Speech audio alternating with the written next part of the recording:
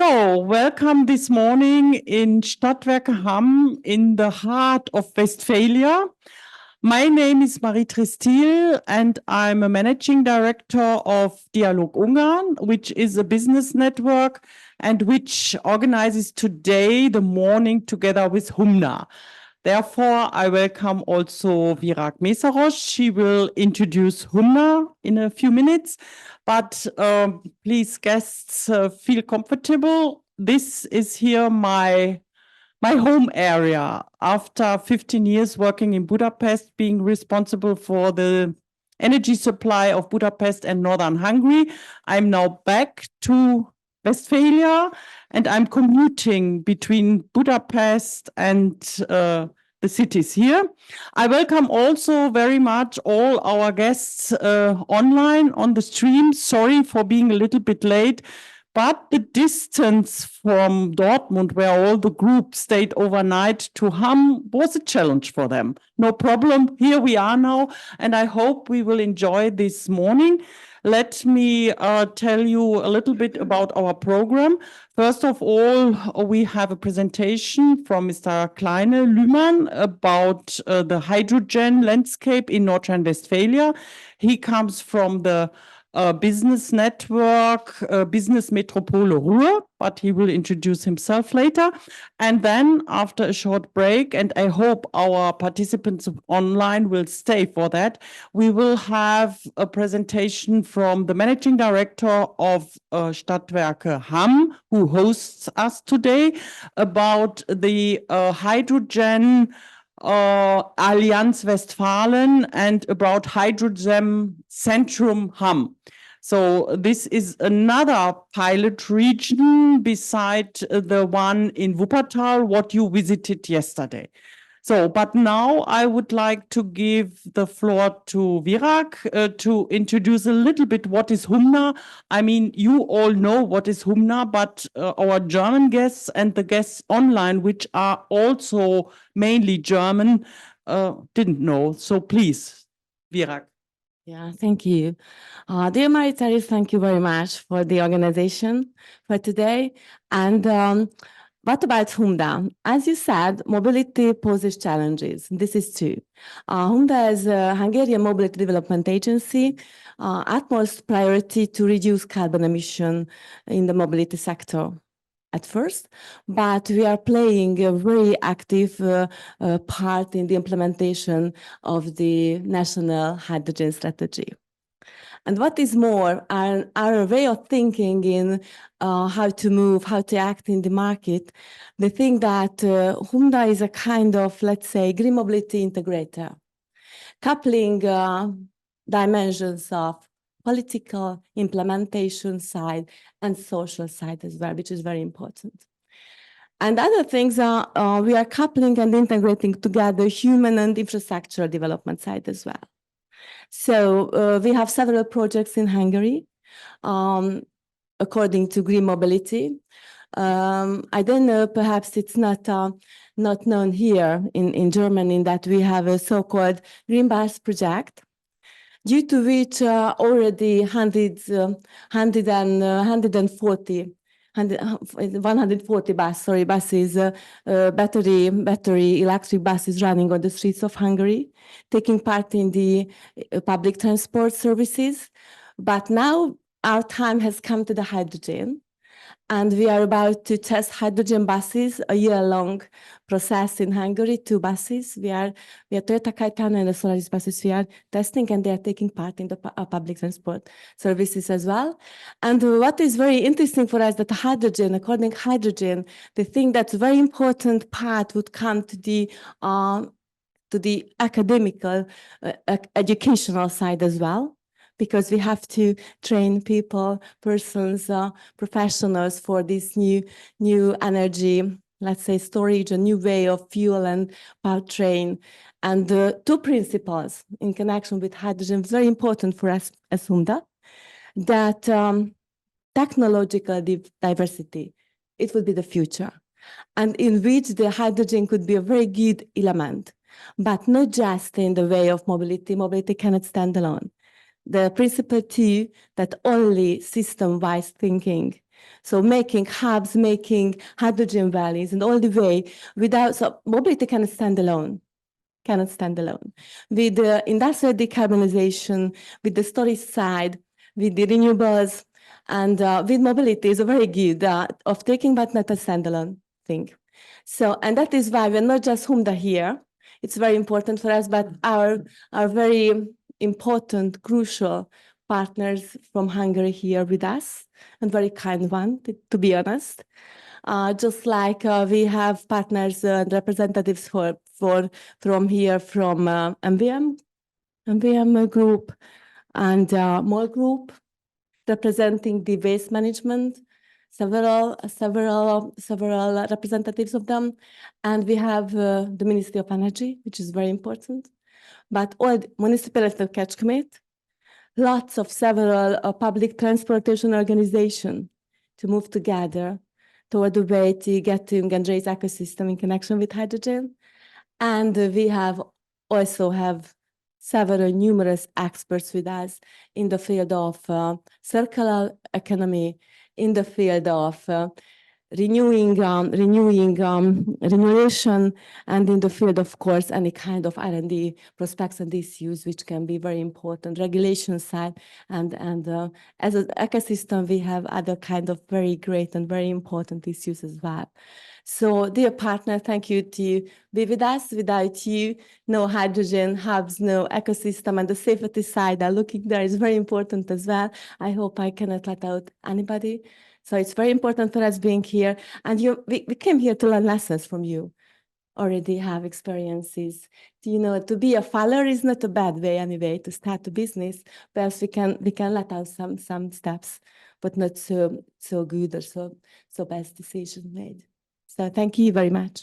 Yeah, thank you, Virak, for this kind introduction. And I think it's then also for our colleagues online a better understanding what we are doing here now today. And you named two very important principles. We have to be technical open. This was also yesterday the opinion of the project leader in Stadtwerke Wuppertal.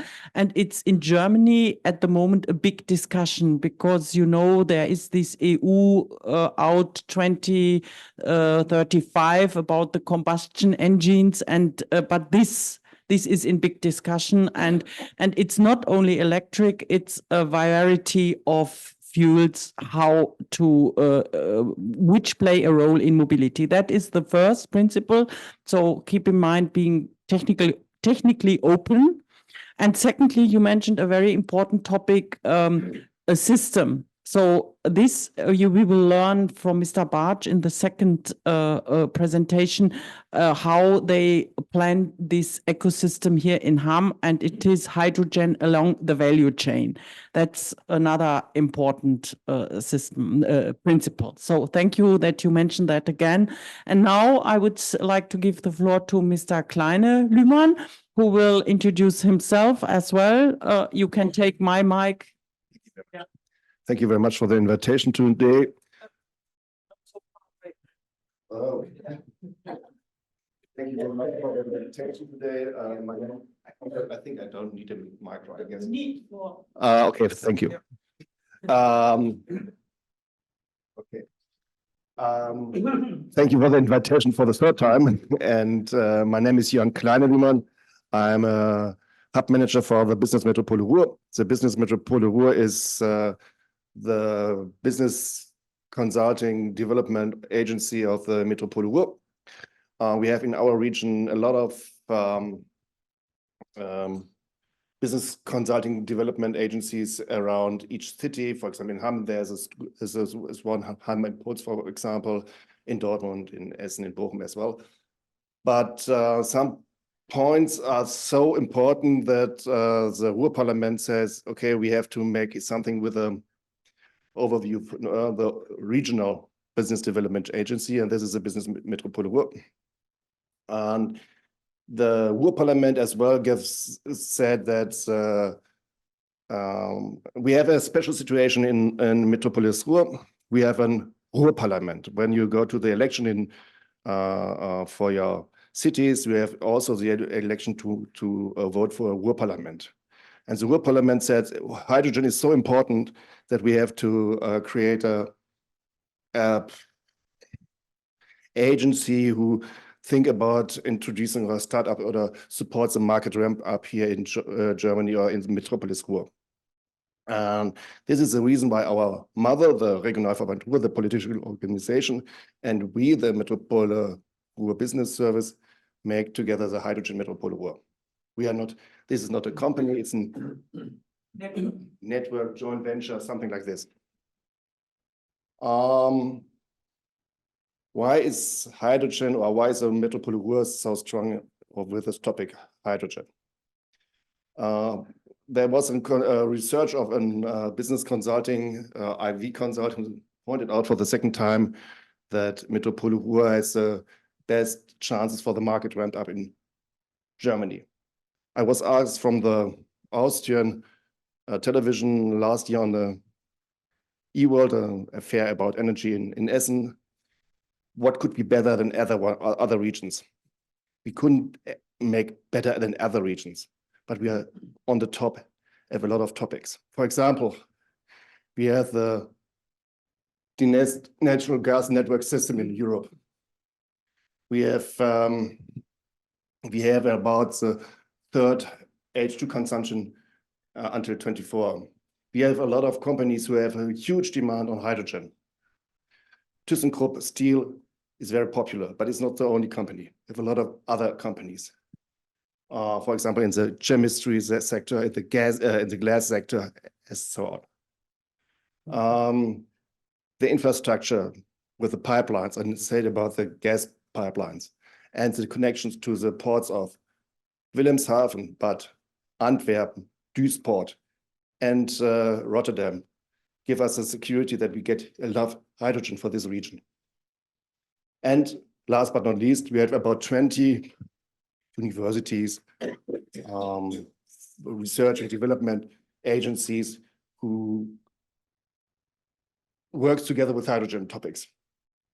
And for example, there was yeah, it's enough. Why are we making this? Because our mother, the Regionalverband Ruhr, had the game. We want to become the greenest industrial region of the world.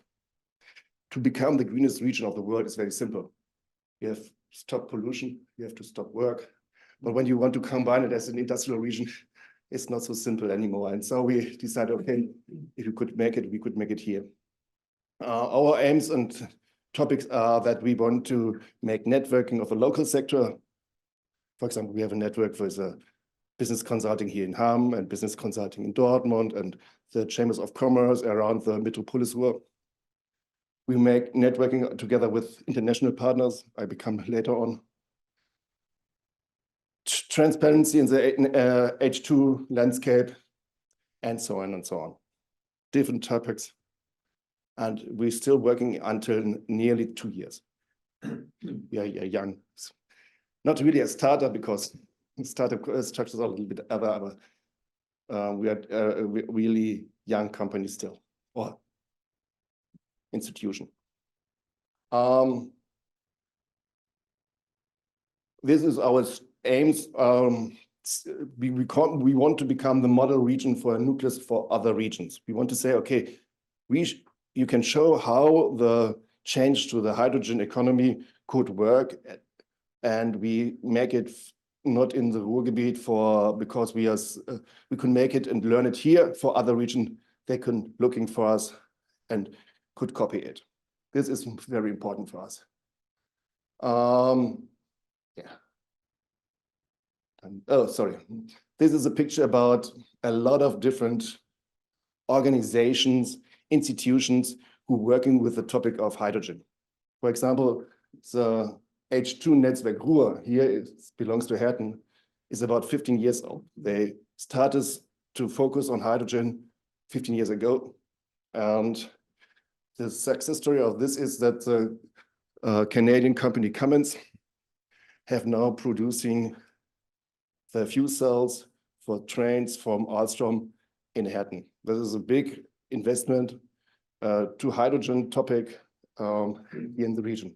We have some important research and development companies, for example, Rhein-Ruhr-Power, GWI, I've forgotten the ZBT in Duisburg, Wasserstoff Alliance, we will hear later on it.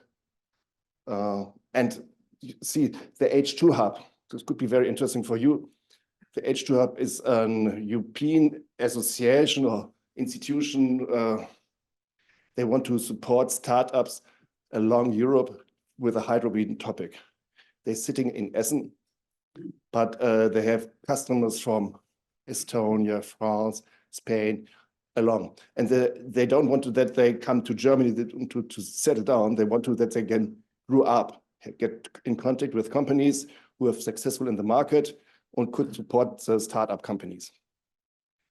This is, I guess, a really, really good success topic. And next month they have the Hydroverse Convention here in Essen. It's very important for the hydrogen startups scene. Okay. We are still working, for example, for the climate protection network for the Metropolis Ruhr. Every 53 communities, cities in our region want to reduce the carbon footprint. Thank you very much. They're working together in this business case, and we give the companies new information about market ramp up, new development in hydrogen, and so on, that every community has the same chance to talk about hydrogen and to make, for example, when they want to have a business area to switch from normal gas to hydrogen, they have to, each one has the same chance to get the newest informations. This was a project we win in the last year. We have the Bundesverkehrsministerium, the Ministry of Traffic and Digitalization, have an Aufruf, okay. We have 10 projects with a value of 82 million euros, and we get funding of supporting of 50 million bucks. And North Rhine-Westphalia government said if you get 50 million bucks from Berlin, we get 50 million bucks as well. And we have new hydrogen filling stations here around the Ruhr, but as well as 2 electrolyzers. One was built in Essen with 10 megawatts, and one was built in Gelsenkirchen with 10 megawatt as well. But all these projects still belongs to traffic. You have no chance that okay, the electrolyzer here in Essen, there's no filling station. You have to use the hydrogen producing in these electrolyzers for traffic.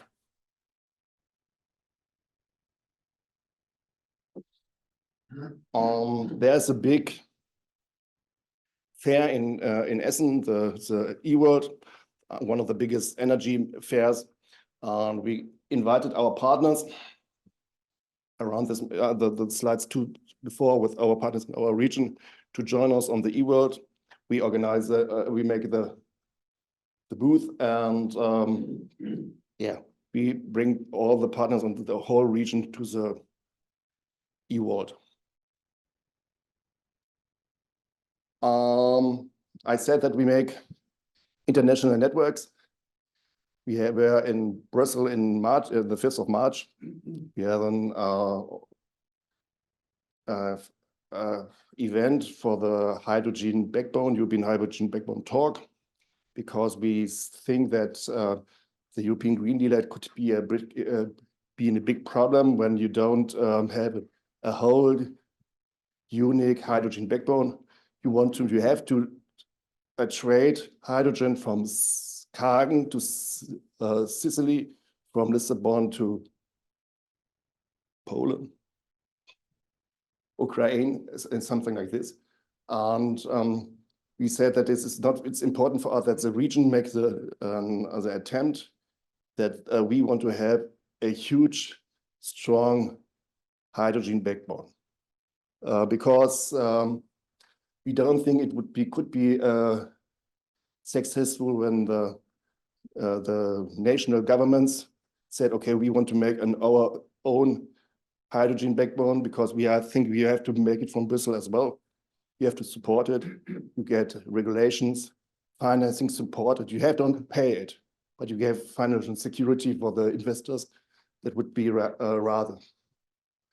We make the event together with the regions of Catalonia, Flandern, Hauts-de-France, Grand Est, and the city of Rotterdam, I guess, the region of Rotterdam. And we have the FNBs of some topics. We have the FNBs, for example, from OGE, ThyssenGas, Energas, all the big important companies who made the backbone investigations. We have Jorge Chatzimarkakis, who was a chief of Hydrogen Europe and member of the European Commission was as well, because our aim is that we now prepare a policy paper for the new hydrogen, new European Commission, because we want to say the new European Commission had to face on the European backbone. And we are now in the situation that every partner of the event could join this paper. And we want to promote this paper in November with the new, after the election. So we want to make some footprint for the new Regierungszeit, new election period. Thank you very much. There are some events and fairs we are participation. For example, last week I were in the Hannover Fair, the very famous German industrial fair. We were on the E-World, I guess. We are in Rotterdam in May. We are in on the Hydrogen Week in Brussels. We have some regional events for our partners, our local partners, the HMR Forum. We have some networking events with the Forschung and Development agencies for the university, that the university should connect with each other, that they have a close relationship. We want to support it.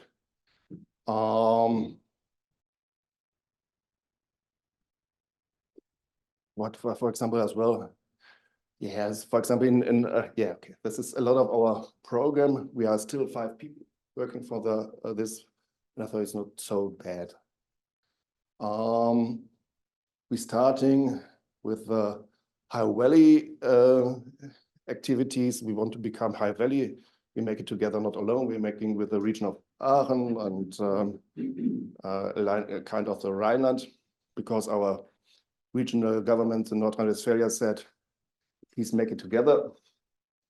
We want to becoming a product with Fraunhofer IEG, how we can change business areas from gas to hydrogen, because you can't say, okay, until 3rd of December you get gas, and at the 4th of December you get hydrogen. You have to make a roadmap, for example, to change the pictures, because you have, for example, 30% of companies who said, I don't want to have any hydrogen. The other says, I want hydrogen in 10 years. And the other said, I want hydrogen now. And so you must make a roadmap. And so on, for example, probably a project together with the Chambers of Commerce to get new hydrogen filling stations. Yeah. If you have questions, please.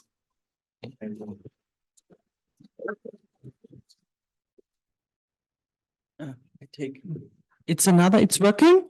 It's working, yeah? Okay. So, yeah, you have heard now a lot of topics. I would like to give first the chance to our Hungarian audience here to ask the question, but also the colleagues online. You can put questions in the chat, and Niels will give me the questions then, yeah? So, but here is one question. Thank you very much. Yes, I am George Santanay from the Ministry of Energy. Okay. And it was very interesting. Thank you for your talk. I am really interested in your tenders or the tenders you won. You mentioned that 82 million euro was for hydrogen investments. Yeah. You are building filling stations and also electrolyzers. Could you please tell something more about the financial background of it? I mean, in the standards, you also always have to care of how is it really would work. I mean, if the business case, how does it look like? It's quite much energy you need for this green energy, electricity, and you need also quite much many cars to use it. So how the business case would look like in 5 years? Okay, the 82 million euros was private investments. For this call of the Bundesministerium für Verkehr, we look around the region who wants to invest in hydrogen mobility, and we're looking for companies who have interesting in this. At this call, we had a lot of different calls at this time in Germany, and a friend of my colleague of mine are looking for different investment partners who are spending 82 million in this sum. This is private money, and this is But it's subsidized by so partly private money, but with subsidy of the central government. 50 million from we selected the 30 million, the 15 from Berlin, 15 from Düsseldorf on each topic. We said, for example, the 2 electrolyzers, they have a huge financial supporting. This is the 50 million for the government of North Rhine-Westphalia, and the other one was selected. This was not so easy as it sounds. Like, say, okay, we don't make in Germany we say we not with a Gießkanne, also we don't spread it. You don't spread it around. Yeah, we cook for every problem which funding supporting they get. You asked for the problems with mobility and what happens in the 10 years. 1 month ago, I was on a discussion with E.ON Hydrogen. There was a filling station, the huge filling station in Neumünster. It's up to in the north of Germany. They have the biggest hydrogen filling station of Europe. The price they offer hydrogen is under 10 euros per kilo hydrogen. This is very attractive for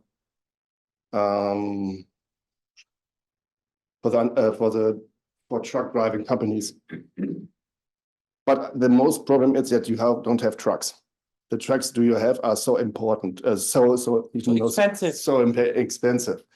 I think we have to wait until the companies still get cars, trucks, because I was on an event with Spediteure and logistic companies, and they said if Daimler will buy green steel in Düsseldorf, in Duisburg from ThyssenKrupp, they don't want that this green steel will transport to Sindelfingen, where they build their SUVs there, with diesel from Daimler. They want to have transported with the green supply chain, in the green supply chain. And so all logistic companies have I enough customers, or are my customers looking for green transportation? So it's a chicken and egg problem. The trucks are quite expensive, like we discussed yesterday. Also for buses, it's the same. And last December, I had an event in Münster with Westfalen AG, which is a Westfalen AG. It's a familiar. family-driven Yeah. filling station Yes. gas and oil company, but they are also having filling stations. Yeah. And here we discussed the logistic questions, and we had from Fiege, which is a very prominent logistic company here in Westphalia. Near Münster. Yeah, near Münster. And they said it's 3 times more expensive a hydrogen truck than a diesel truck. Yeah. And that's still the problem. But as we have here also MVM, where is MVM? The represent MVM, and where is MOL? It's here, yeah, super. So these Westfalen AG made a quite prominent joint venture. They teamed up with RWE, and they are planning to build in the next 5 years 200 hydrogen filling stations in the area of North Westphalia and Niedersachsen, Yes. lower Saxony. Yeah. So this is, you see, this is the combination of somebody who produces and transport hydrogen, and the one who is doing the filling stations. So maybe also one opportunity for partners who are here, because MVM is our sometimes I say for Hungary hour. So it's our electricity wholesale company, I would say, wholesale and TSO company. Yeah. So, and MOL is a quite famous oil and gas. So X times bigger than Westfalen AG, but similar in the structure of the in which industries they are. Yeah. There's an interesting project by a German insurance company. It calls Highlane. This DEVK insurance company gives you hydrogen trucks. If you are a private local company and you are not sure if you could use hydrogen trucks and how does it work, how far will you come, and where you can refill, for example, you can go to DEVK. This is a advertising block, now it's finished, and they bought hydrogen trucks and gave it to each customer who have interested in hydrogen trucks. And you don't have to pay a leasing rate, you have to pay per kilometers you drive. This is not very cheap, but you have the chance to test and to try and figure out if it's working for you or it's not working for you. Because when you can pay a huge rate for each kilometer, you can make your own decision, is it work or is not work, or if you will buy your own hydrogen truck, if you have enough customers who will finance this. But now our problem is that the German government stops financial support of buying hydrogen trucks. And now I don't think it's a little stop in the market now. So like in other topics as well, you might have heard about the stopping of the support for the e-cars. So it's a decision of our Constitutional Court that the government is not allowed to use more credits on their budget. They wanted to make a trick to rename the Corona budget, what they still have, to rename it for some other purposes, and the Constitutional Law Court stopped them. So they had to do a saving all over the budgets, but it's not unusual and not unknown for Hungarian. Yeah, so your government also had to stop a lot because of the lack of the EU money flowing.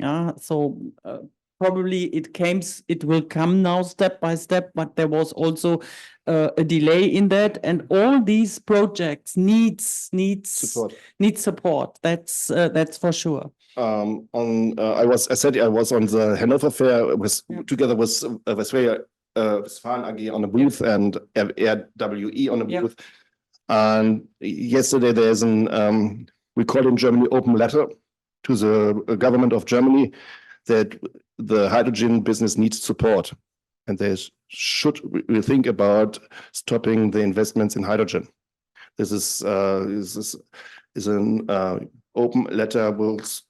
Everyone could sign it, and it's becoming more and more popular. You see it in LinkedIn, for example. Other questions? Yeah. Thank you. So my name is David Piriti. I'm from MOL Group. And my question is, you mentioned that you are about to replace gas grids with hydrogen grid. And how does that happen? Because, like, can you tell us a little bit more about it? Because I believe there's some sort of upgrades in terms of infrastructure, but also pushing industrial stakeholders to adopt hydrogen. That is a difficult The most problem of this question is I'm an economist, and but Mr. Bartsch is a technical guy, Yeah, and okay, he will tell more about that, but please give the answer. we have a strong relationship, for example, to ThyssenKrupp and OGE, and other guys from this company said this is it. You have to change some things. You have to change the fittings, for example. You have to control the pressure, how you can transport hydrogen, but it's not so complicated. If you have sometimes you have to check all your fittings and technical changes on the pipeline as well. And if you're on a reconstruction, you can change it, and it's not so much problems. It's quite more easier than to build a new pipeline. For example, in Germany, it's very complicated to build a new pipeline. Due to authority and approval reasons, Genehmigungs. Yeah. And a lot of Administrative burdens. sometimes you heard, for example, the German Angst. The German people have fear of everything. And I have some discussions about, we have a famous airplane, the Hindenburg, who burned down in Lakehurst.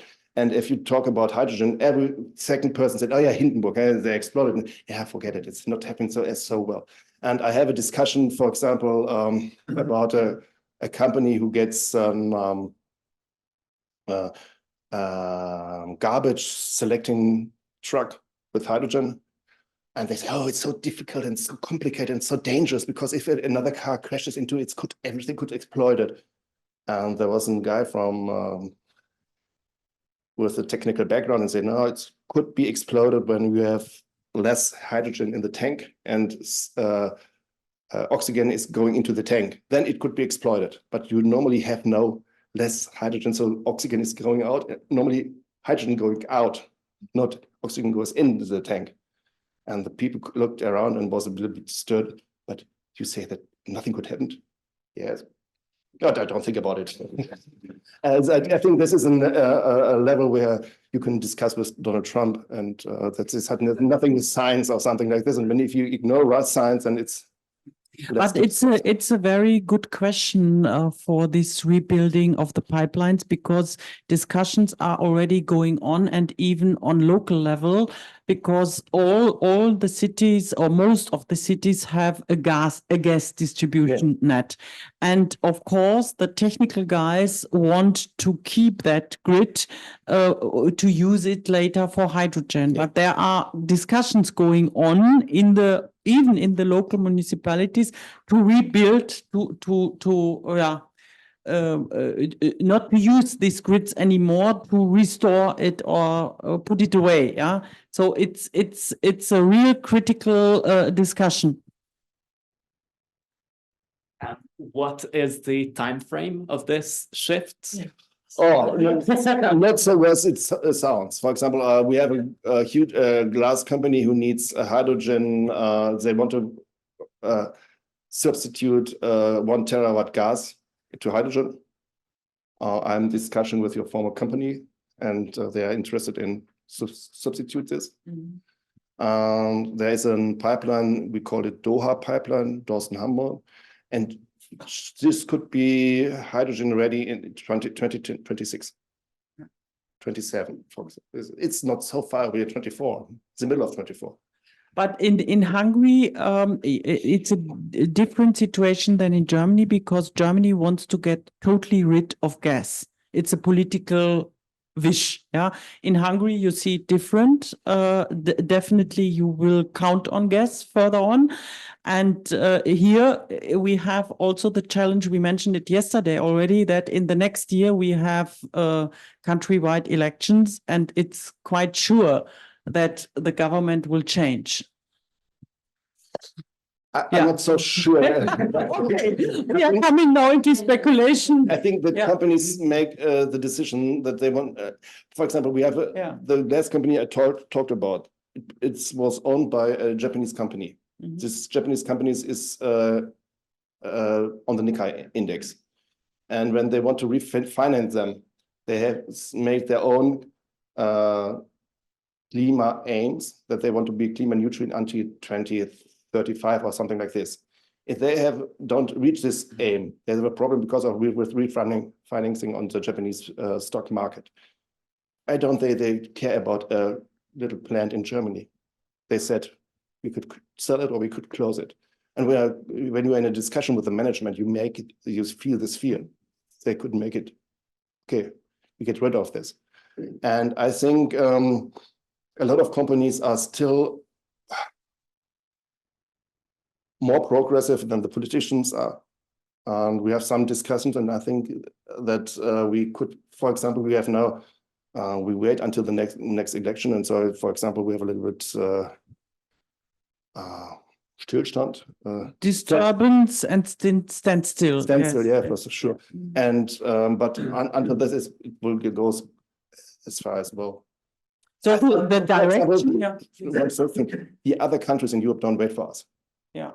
When you're looking at the Netherlands, when you look at Belgium, when you look at Great Britain, they don't wait for us.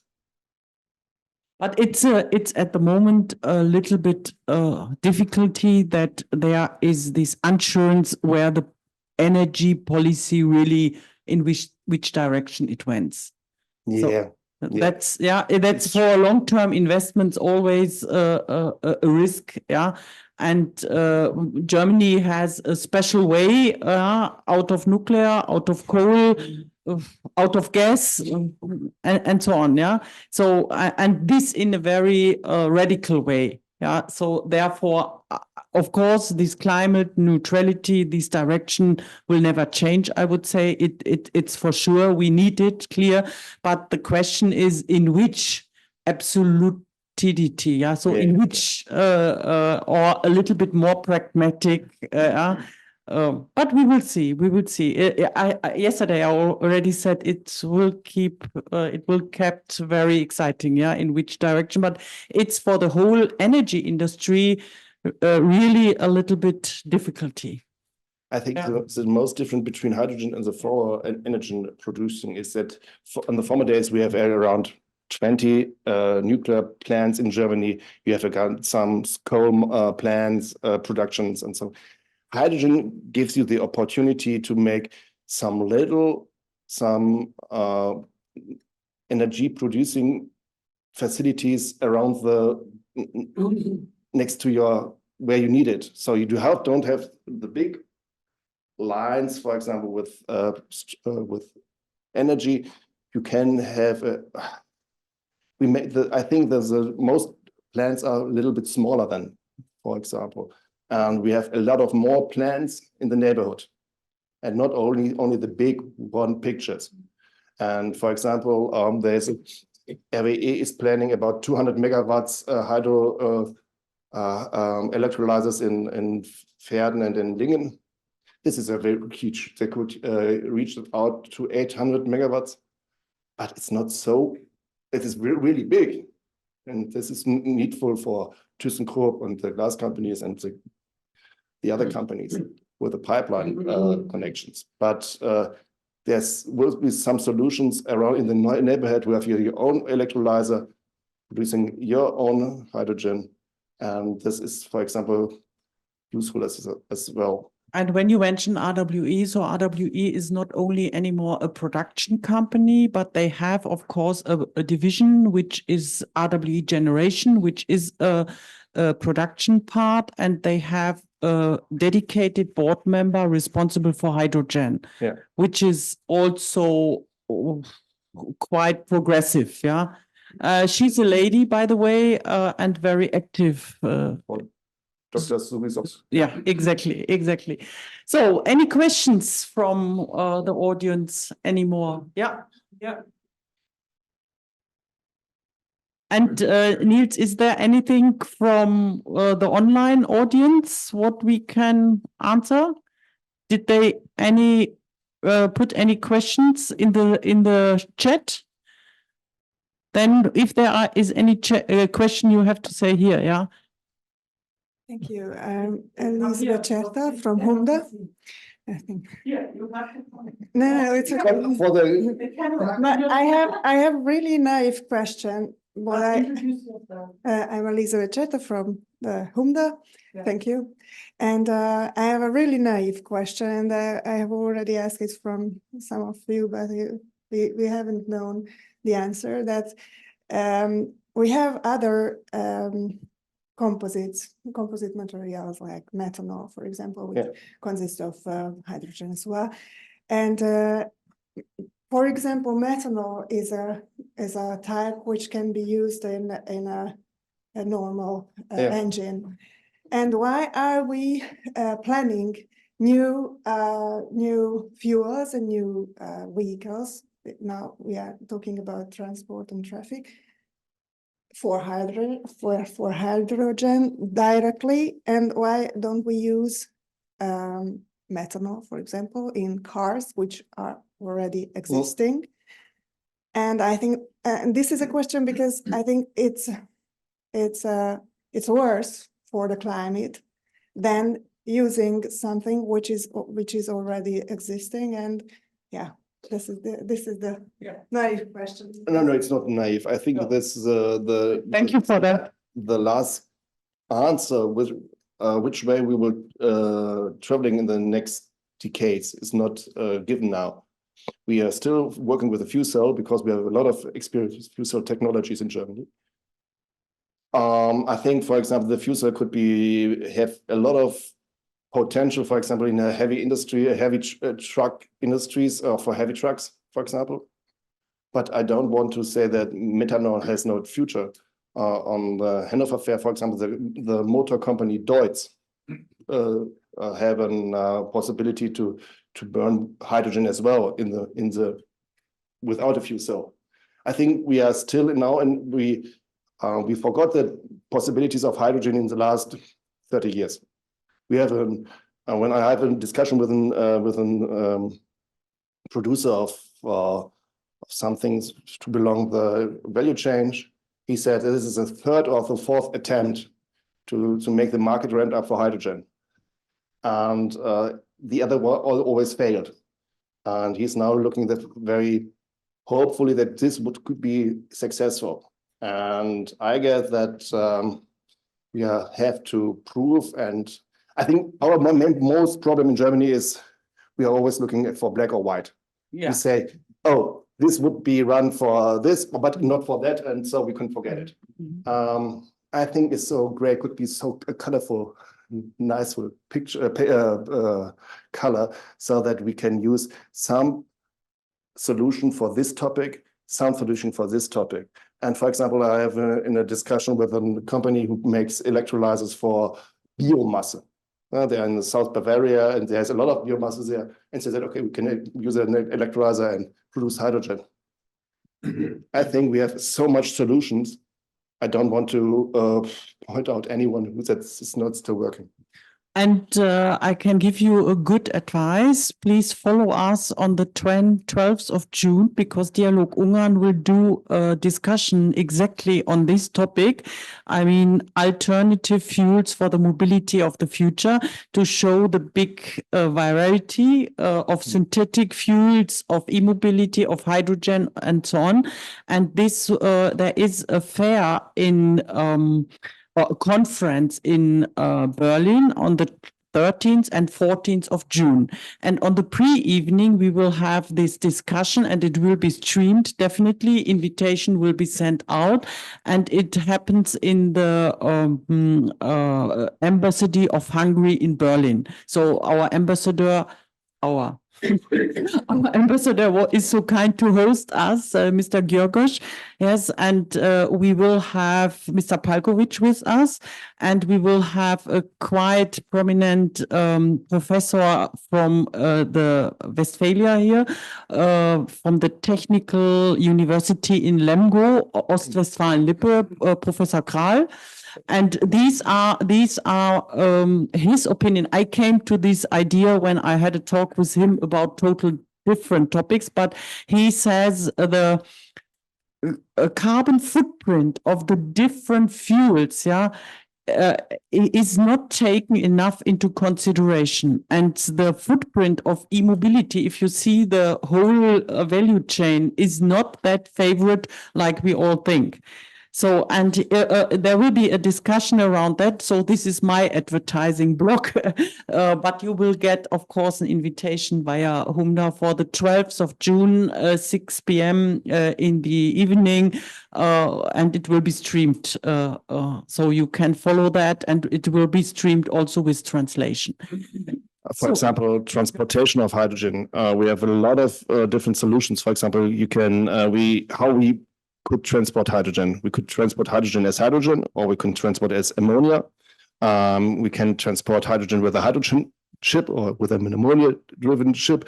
It's so, I think there's different ways to get to the right solution. And for example, for flying, you need e-fuels. Yeah. So here.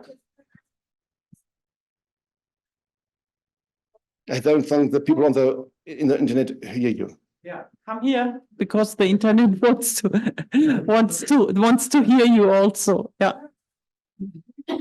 This hydrogen much more than we profit from it in the climate change level. I think so. I feel it like we hype it a lot, but how can you produce hydrogen? Depends on the color of hydrogen, or depends on the production of hydrogen, what kind of color it has.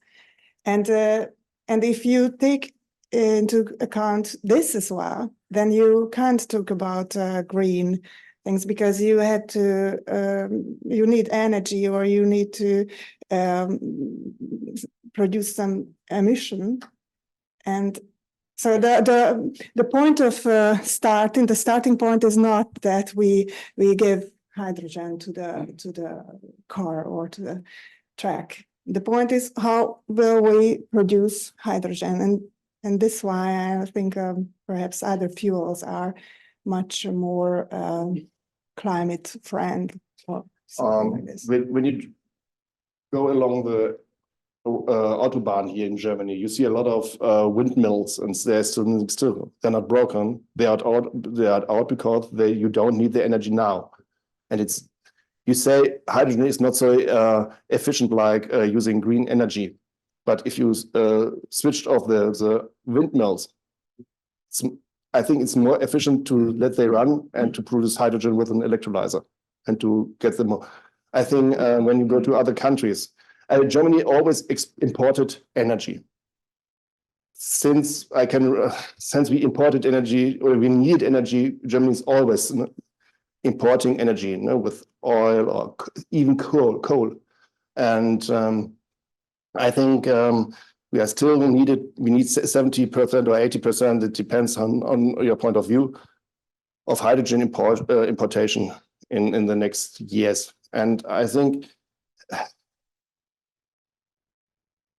we have, when you go, for example, to the World of Hydrogen Summit in Rotterdam, when you go to the European Hydrogen Week in Brussels, you see nearly every country of the world who is interested in exporting hydrogen. For example, you have a lot of resources for green or blue hydrogen in Canada.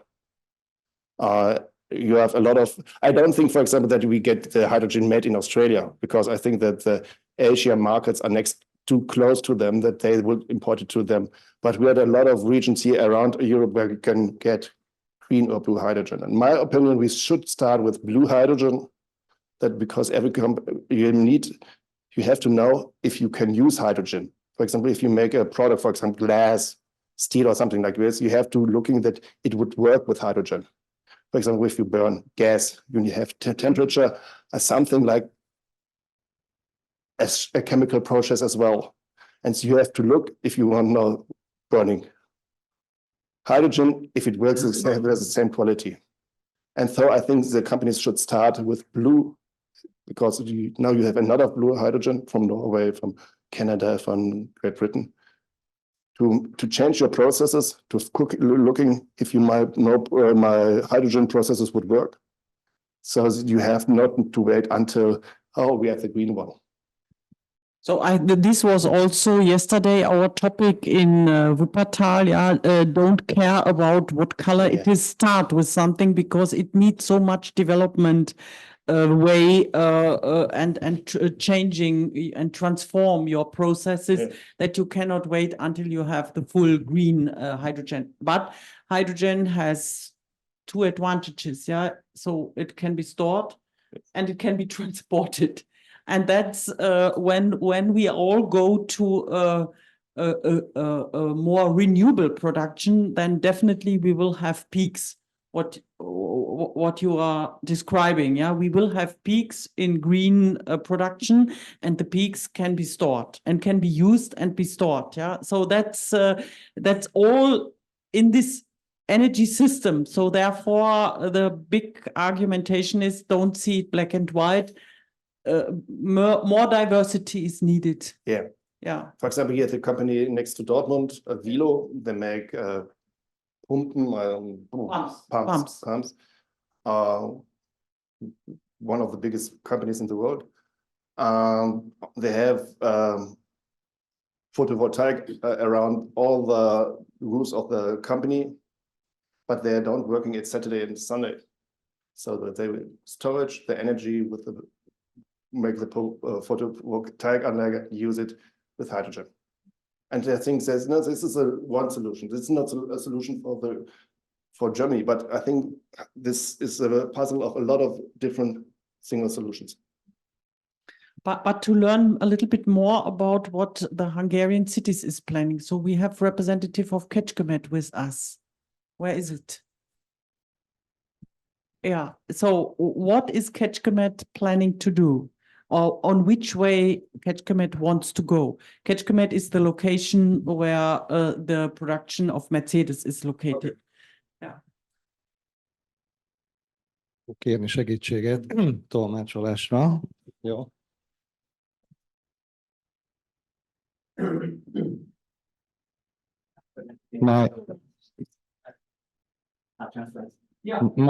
My English is not so good. Sprecher besser Deutsch als Hungarian. Hungarian best. Segítesz akkor? Jó. Tehát Kecskemét egy 120 000 lakosú város Magyarország közepén, gyakorlatilag Budapesttől 80 kilométerre, nagyipari kiszolgáló dolgokkal. So Kecskemet is one of the biggest towns in Hungary with 120,000 people living there. It's a huge industrial hub with Mercedes located there, and it's actually in the very middle of the country, 80 kilometers south from Budapest. Korábban az állami szolgáltatóvállalat Volánbusz üzemeltette a közösségi közlekedést. 4 évvel ezelőtt úgy döntött a városunk, hogy egy önálló közlekedési vállalatot hoz létre. Jelen pillanatban körülbelül 70 busz közlekedik a városban. Earlier on, the local bus network was operated by the national service provider, but not anymore. The local council decided to start their own transport system, a transport company, and now they have 70 70 buses operating in the city. 25 buszunk az hibrid Mercedes csuklós busz, ezek körülbelül 10 évesek, és 45 buszunk van, amiket az új vállalat szerzett be, ezek szóló Mercedes Euro 6 dízelbuszok. So 25 of these buses are hybrid buses, Mercedes, the long ones with the articulated buses, yeah, and the other 45 buses are diesel, and the hybrid, electric and diesel, right? Yes. Yeah. And these are the hybrid buses are 10 years old. The diesel buses are a bit newer. Euro 6-os dízelek. És azok mikoriak? Az a 4 évesek. And those are 4 years old.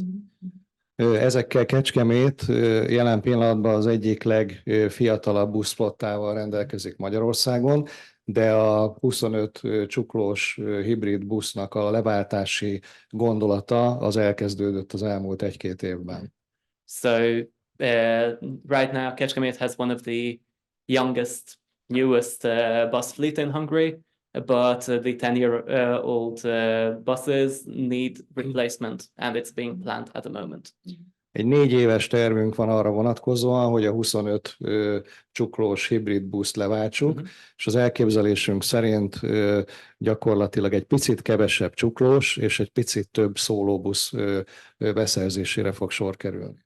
So there's a 4-year-long plan to replace these buses, and most of the new buses will be solo buses, so the short ones, and some of them will still be articulated buses. Az Euro 6-os új dízelbuszoknak a károsanyag kibocsátása most már azért nagyon kedvező. Ennek ellenére szeretnénk mi is lépni a teljes zéró emissziós történet irányába, és ezért sokat gondolkoztunk azon, hogy az elektromos busz, vagy pedig a hidrogén üzemanyagcellás felé kezdjünk el gondolkodni. Ez utóbbi győzedelmeskedett. So there was a lot of discussion in how to make the steps towards zero emissions, and there was a debate between full electric buses or hydrogen fuel cells, and it was decided that it's going to be hydrogen fuel cells.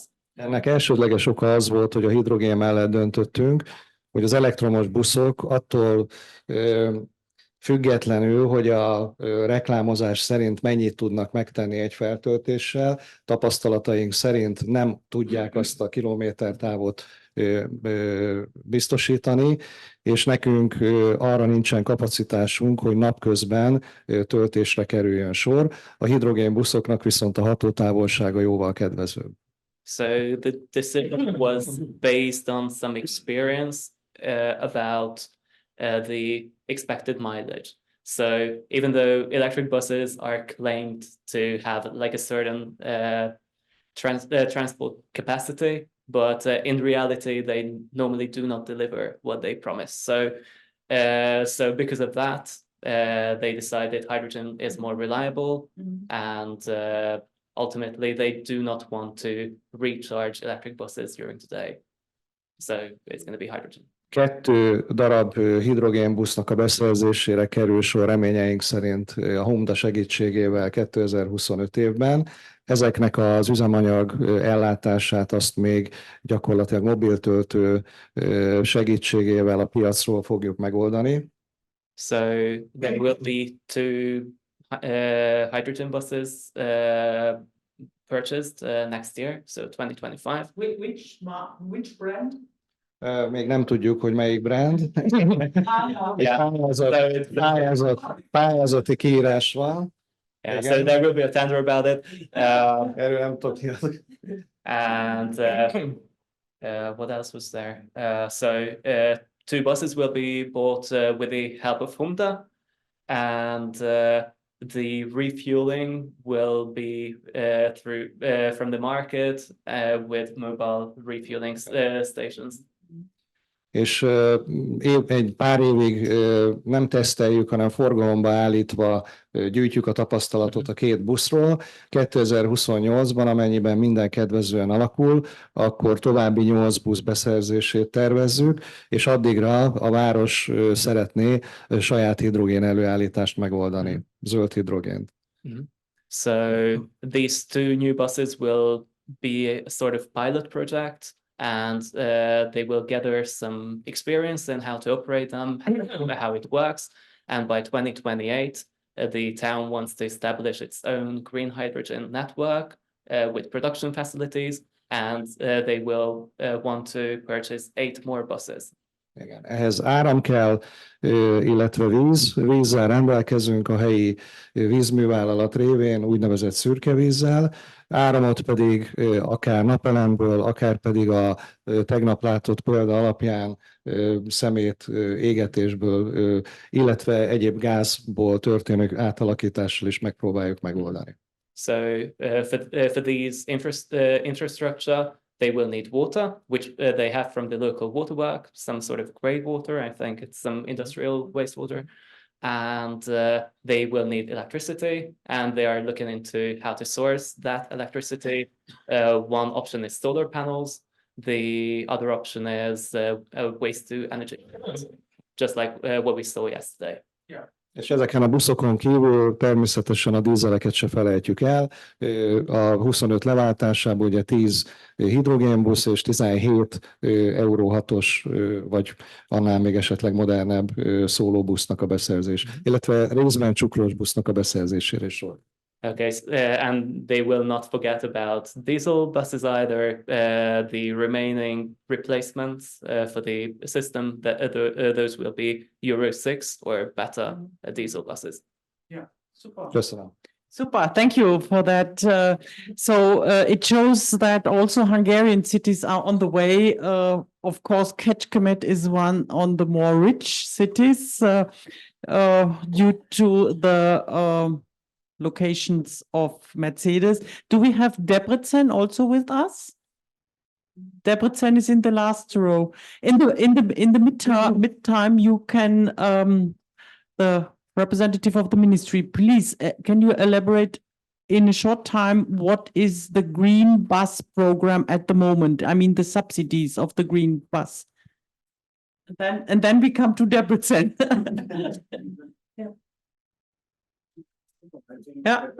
Yeah. Or Virak, you can do that, yes? Yeah, please. So what is the scheme at the moment? Yeah, the Green Bus project is after, as I've already mentioned, 140 buses already running on the streets of Hungary. These are only battery electric buses. But now we have a procurement for only 3 hydrogen fuel cell buses. But it's a very, very few items. It's just more, less than a pilot, would say. And later on, I do not have other solutions anyway for hydrogen buses as of now. But we believe that later on we have some possibility from the Ministry of Energy or any kind of other funded solutions. Perhaps HUMDA has other sources which can be reoperating in the future, or for funding buses and trucks. Thank you. So the Green Bus program, was a very popular, or is a very popular program in Hungary, and it is very much supported by the Ministry of Energy, and even smaller cities have electric buses. But now Debrecen, what's about Debrecen? Thank you very much. Yeah. I'm Laszlo Mártyus from Debrecen, the public transport And you company. should know, I have to explain what is Debrecen. Yeah, Debrecen is the new hotspot of e-mobility in Europe, because the biggest investment of BMW is located in Debrecen, and this is the only they only manufacture e-cars there. And Kettle, which is the biggest battery producer, it's also located there, and you can imagine a lot of sub-industries are located there, and other very famous German companies were already there, Schaeffler, for example. So we made a delegation journey 4 weeks ago. I visited Debrecen again, and we met your kind mayor and the deputy mayor and the Wirtschaftsförderung. They have also existing Wirtschaftsförderung. Yeah. So, and this is really a booming region. Therefore, I ask, what is Debrecen?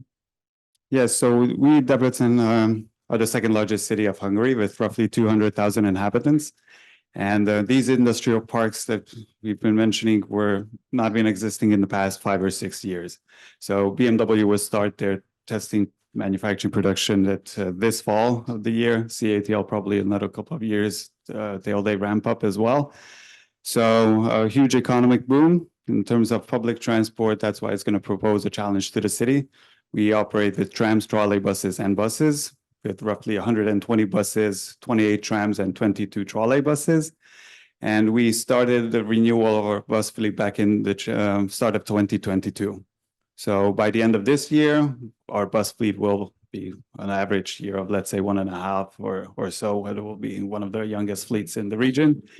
And thanks to HUMDA, we've managed to procure, on top of this, 12 new electric buses in 2022 in August. So we have roughly 1.5 year experience with the operation of these buses. And what we currently, let's say, lack is that in our trolleybus network, we only have solo trolleybuses, those 22 vehicles. Those were procured back in 2007 and 2006 and 2008, something like that. So they're 15 to 16 years old. That's going to be the next step because the tram networks are, let's say, still fairly new. The buses are going to be new. The electric buses are new. So what is, let's say, within the short and medium range is going to be probably the replacement of those trolleybuses. What we're thinking of that without the expansion of our current network, we could replace these buses with a much better proportion for larger capacity. So have, let's say, 15 articulated trolleybuses and 10 solo buses, which would also be equipped with batteries to be able to run, let's say, 15 to 20 kilometers without the trolleybus network. That would allow us to also cover parts of the city which we currently serve with diesel buses, to be able to have a better share with zero emission vehicles throughout the city. And besides all these, of course, we will also have to see how the expansion of the city and will there be an increase in population within the city or the agglomeration thanks to the industrial developments, because planning of our third tram line is also on the agenda for the coming years, which would probably be connecting the western part of the city with the eastern part of the city. Western part is where the all industrial areas are. And we also have to see how it's going to be the daily commute to these industrial parks. We believe, or we have a hope that it might not be let's say, an unsolvable challenge for the city, because even though we're going to have 6 car manufacturers in Hungary, BMW currently is the only one which will also have an access by rail for the workers and commuters. Mm-hmm. So you see 6 locations. It's Debrecen, it's Kecskemét, it's Győr. Those are the top 3. We the have top, yeah. Yeah, also Stellantis and Stengundhard. We have BYD choosing Szeged, and we have an Esztergom Suzuki. Oh, the Enduro, yes. Mm-hmm. And the advantage is most of these cities have very, very famous universities, which are working, they educate the people and working very closely together with this manufacturer car company. Absolutely, that's what the car manufacturer and also BMW is relying on. Out of the 200,000 inhabitants, as comparison, we have 70,000 people in education, out of which half of them are university students. Yeah, and of course, all these companies lead workers, but Hungary has the favorite that a lot of countries around. So, and Debrecen especially is in the... We're at the eastern part, Yeah, so we're no, within an hour's drive to the Romanian border, or let's say to Oradea, a city roughly the same size of Debrecen. And we already see people commuting from there as well to the Southern Industrial Park, where a lot of other suppliers are present.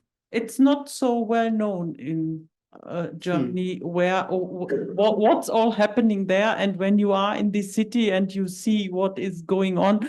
I saw in the newspaper the first direct flight from Lufthansa came in the recent weeks from Munich, Debrecen. So Debrecen has also an airport, yeah. Yes, Yeah. the second largest Yeah. international airport is, Yeah. is in Debrecen. In fact, that Lufthansa, I think, connection has been established 5 years ago. Yeah. So already before BMW has chosen their location. But yes, they're also increasing capacity, and they just switched to a larger plane. Thank recently. you. Thank you very much. Yeah. Sure. Another point in the discussion with mobility, we always discuss about to reduce carbon pollution with in the mobility sector. We have in Germany only around 60% of electrified train roads. So if we change the old diesel logs, for example, against hydrogen, and I guess hydrogen would be more successful with the battery, and you have to. So this could be an important step, and we learn from our neighborhoods in the US, from the Netherlands, that shipping, the Binnenschiffe, the first Binnenschiffe with hydrogen is still driving to the Netherlands, and when you see what happens for the old engines of the Binnenschiffe in Germany, they're driving by Schweröl or something like this. This is horrible.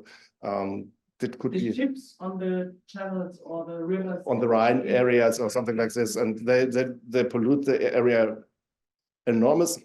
And in the Netherlands, they use hydrogen shipping this. So I think it's so you have to point out every problem you have and looking what the best solution is. Sometimes it's hydrogen, sometimes it's electric, sometimes it's another one.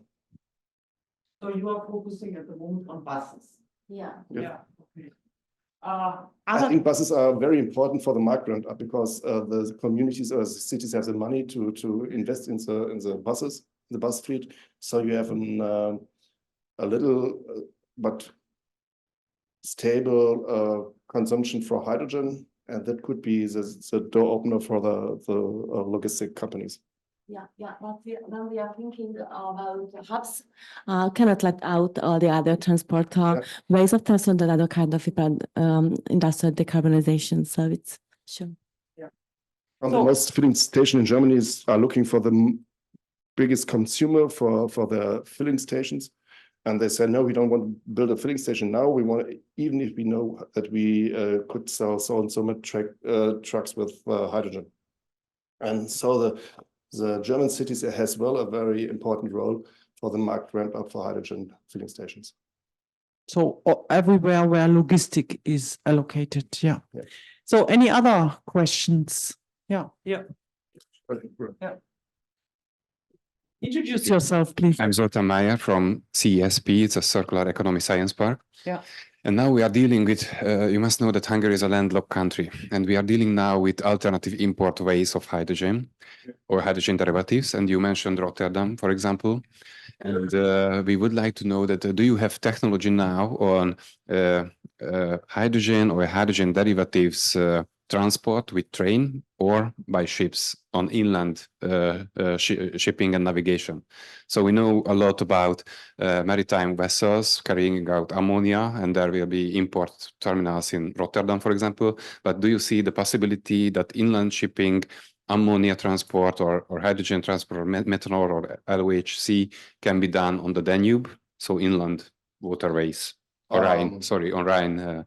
The Rhine is a bad example because we have a problem in the Rhine with in the summer that the tide is very low, and you have to stop the shipping there, and so you need here in the channel areas you have not so many. The tide is not so high in the summer, so can use you can use the infrastructure the whole year.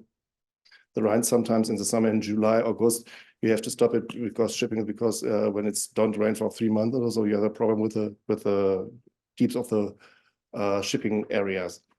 I think it belongs where you are. In the Netherlands, there are problems with transporting ammonia with ships, or not. There are problems transporting ammonia with trains. I was a little bit upset.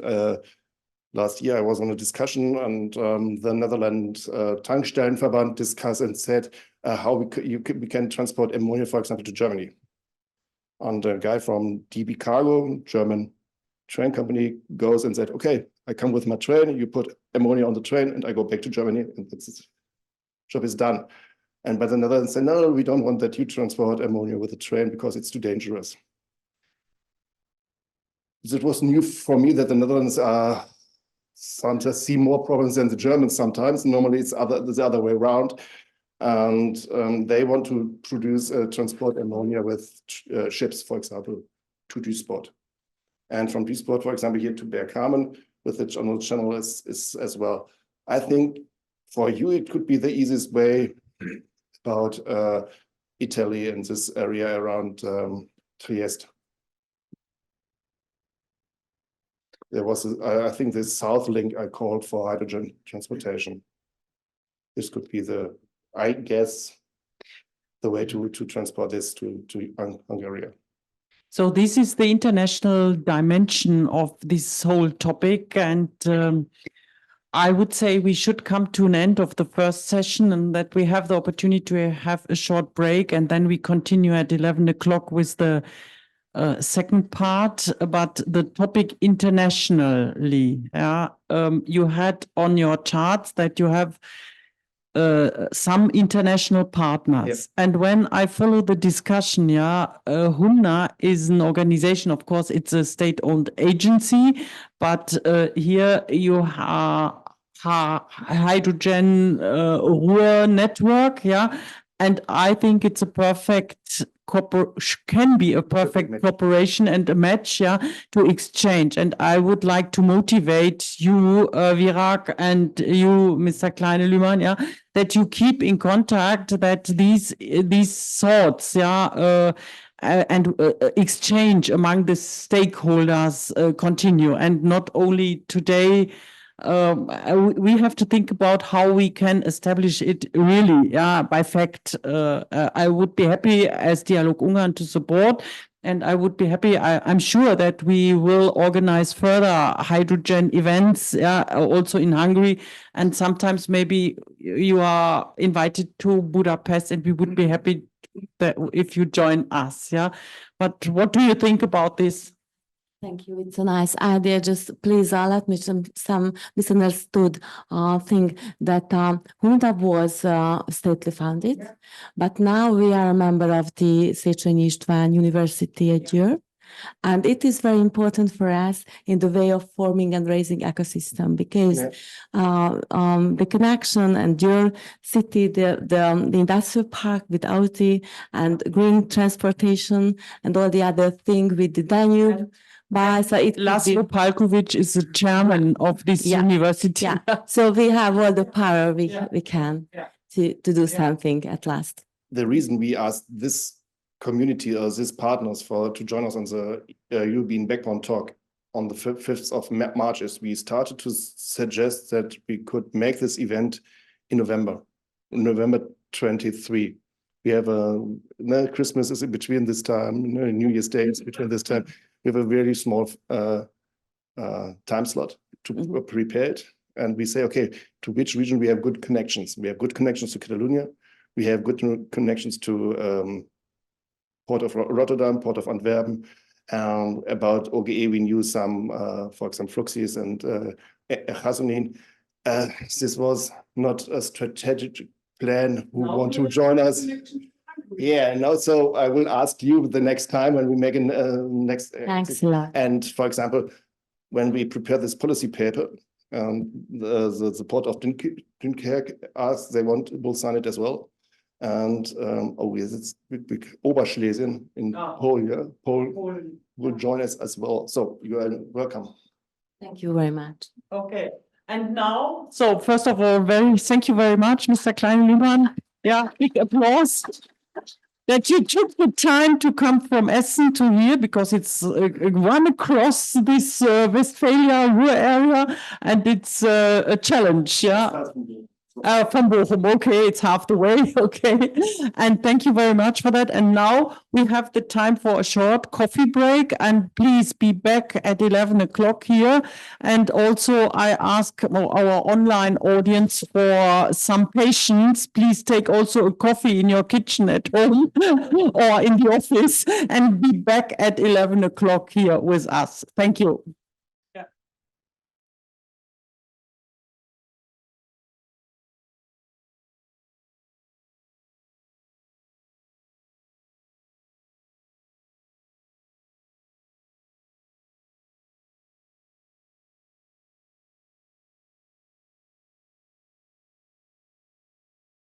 So, ja, liebe Leute, ich darf uns vorstellen. Good morning. I would like to welcome the interpreter, Madeline Kelly.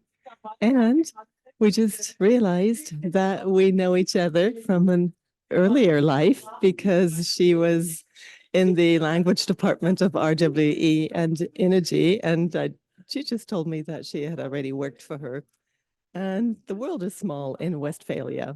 Now let us welcome our Managing Director, Mr.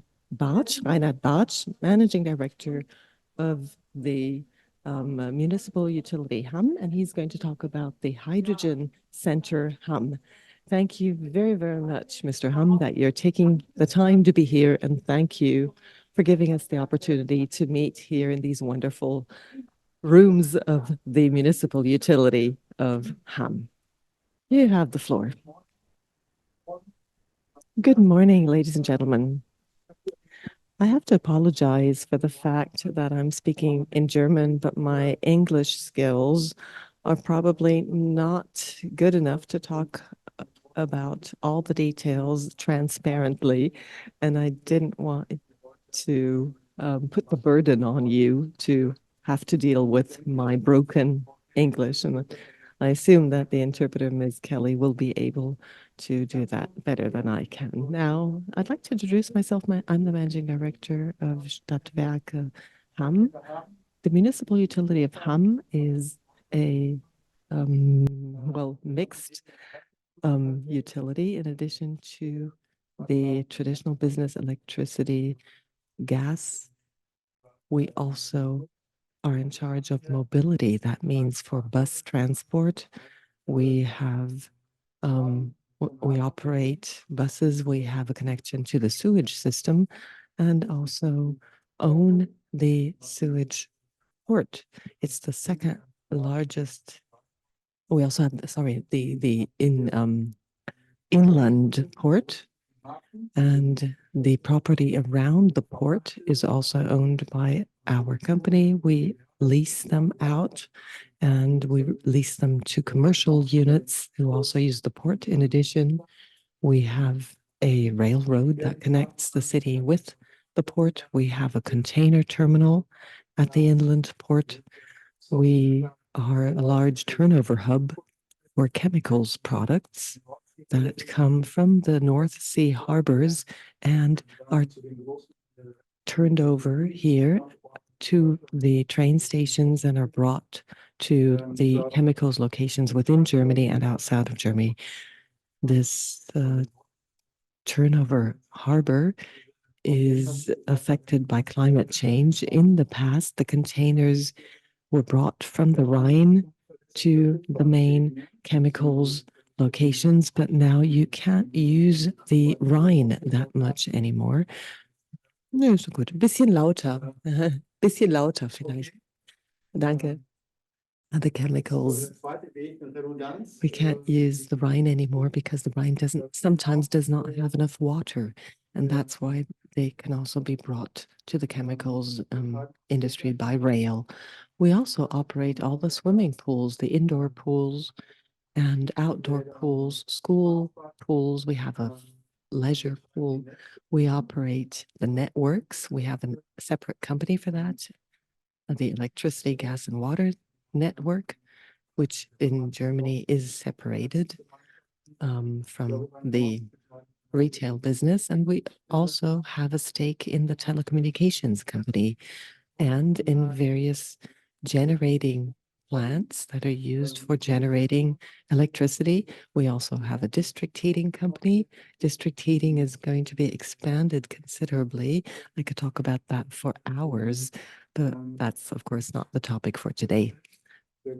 We are the largest shareholder of the Hydrogen Center of Hamm that I'm going to talk about in a few minutes. How did we get the idea to build up a hydrogen center in Hamm? Well, don't tell anybody, but mostly you have the best ideas over a glass of beer. Before COVID, and that's not too long ago, in 2020, we had a general information event, and we are also involved in 2 wind farms in the North Sea. A large large offshore wind farms for electricity generation, and both of them have a different orientation. One wind farm does marketing in a way that they got subsidies from the Renewables Energy Act in Germany and got a lot of money in the first stage. And the other wind farm has a long lifetime with a lower dividend period. And the one with a short lifetime is going to end this year. And now we thought, what we're going to do what are we going to do with the electricity that will no longer be subsidized through the Renewables Energy Act?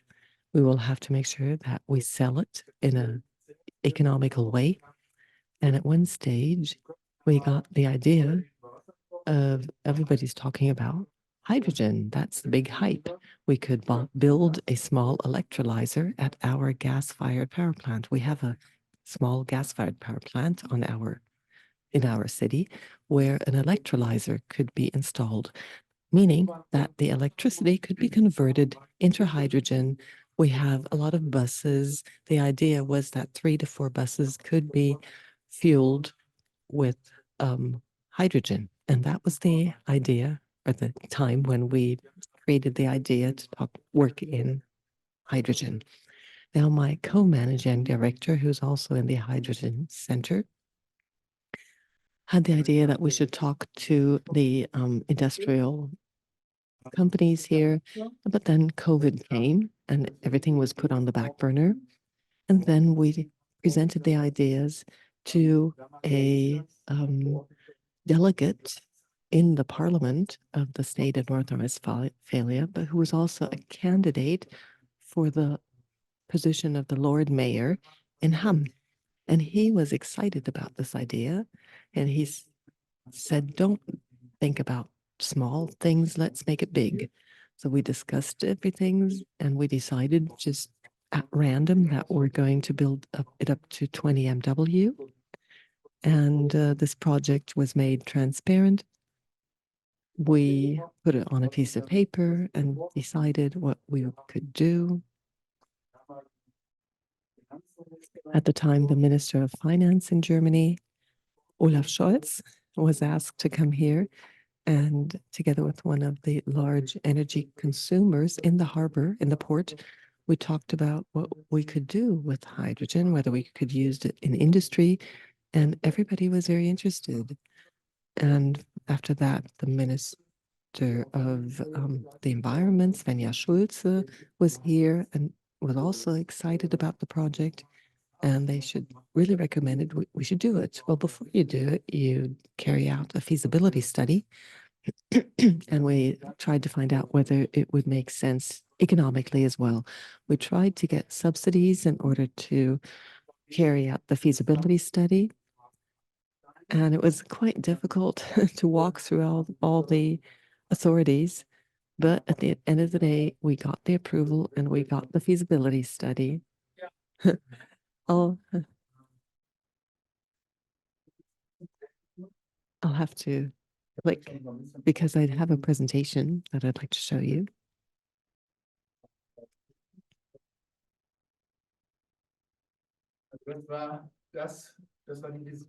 That was the vision that we had in August 2020 after we had talked to the Lord Mayor. Our objective was that we would become the leading hydrogen location in Westphalia. We wanted to do everything. We wanted to have an electrolyzer. We wanted to have a connection to the grid, a battery storage system, everything that you need in order to operate an electrolyzer economically, with the objective of testing various things, including generating green electricity ourselves with PV systems, wind farms, wind power, wind generators. And that's just a diagram, which is to show what we wanted to combine at one location. Well, the reality is different. Unfortunately, it's not that perfect in all areas, but it was important to generate hydrogen and make sure that industry that is interested in hydrogen tries to set up a location here. So it isn't just driven by a municipal utility. We always wanted to include industries and attract industries to this area. Hydrogen is one element which is viable in the future, especially with regard to sector coupling. I don't know if you're familiar with the word sector coupling, but we tried to see this as an important component when it comes to making electricity, so being able to store electricity in batteries, for instance, and make it available at a later stage, and as an electrolyzer. And I had already mentioned that we carried out the feasibility study. I'll get back to that in a few minutes. Now, the idea was to use only green power for the electrolyzer. And for this purpose, we created the Wasserstoff Zentrum Hamm, GmbH & Co. KG company. It's a project company. And the objective was to design the project, build everything, and operate the hydrogen project. So the company, the project company, would also be in charge of operating the electrolyzer. And for that purpose, we needed a feasibility study, which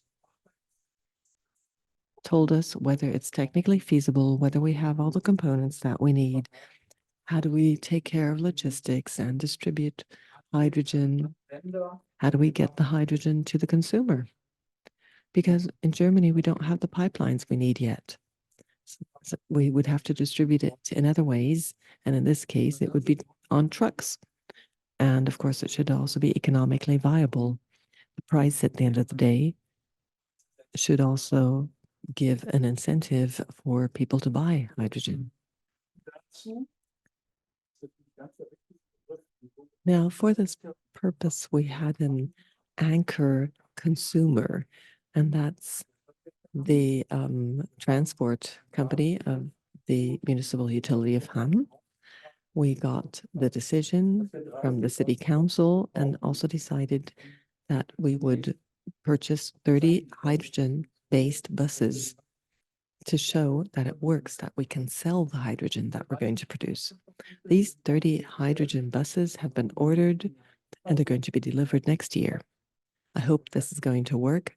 Well, if it's delayed, it's not a big problem because the hydrogen of the electrolyzer will not be available next year yet. What brands are the buses? What companies build the buses? Well, there are only 3 manufacturers that are able to deliver these buses.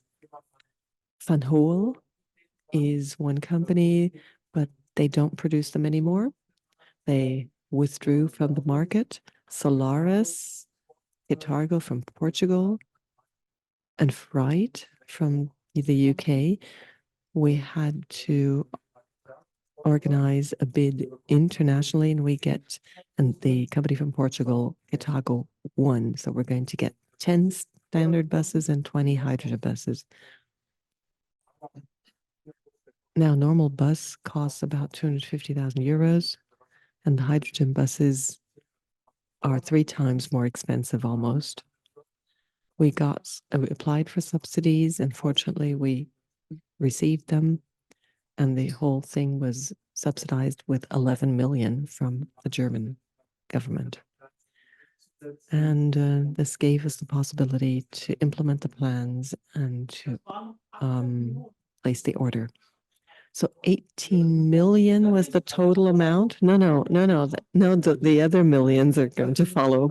Now, let me tell the story, and if I forget something, please remind me later. Now, I can tell you that such projects are not possible without subsidies. Very, very difficult. Now, whenever you use new technology such as hydrogen, they're just so much more expensive.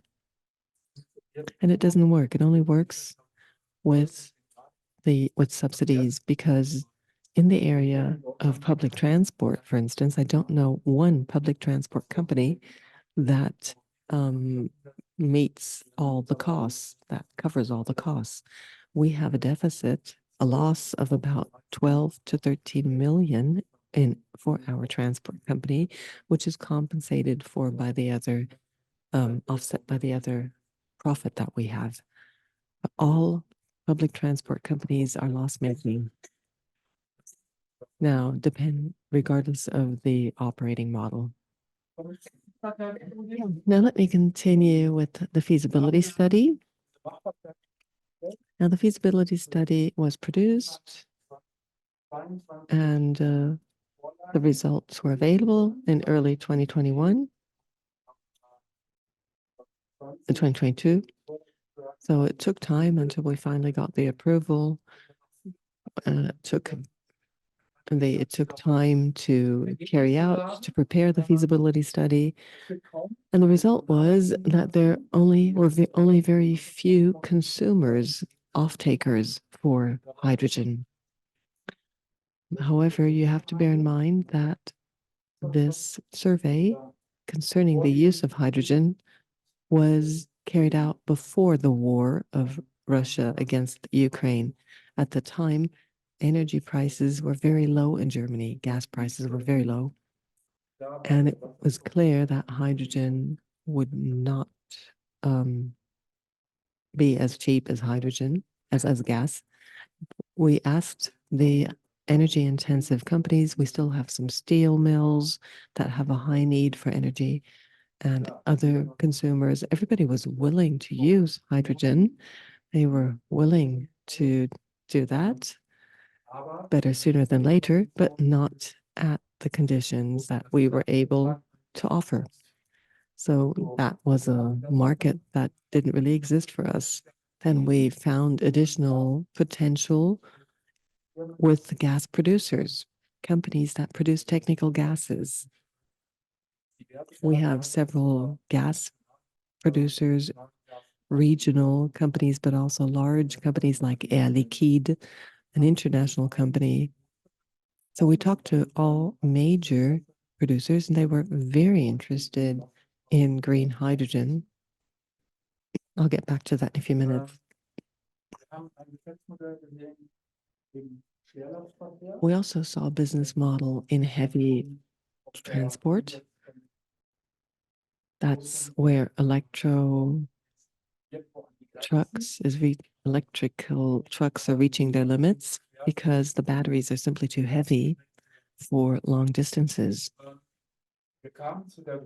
And then we came to the conclusion that due to the fact that gas producers would take all the hydrogen produced by us almost, it would be worthwhile producing hydrogen, and we knew that we would be able to sell it at terms and conditions that would be attractive.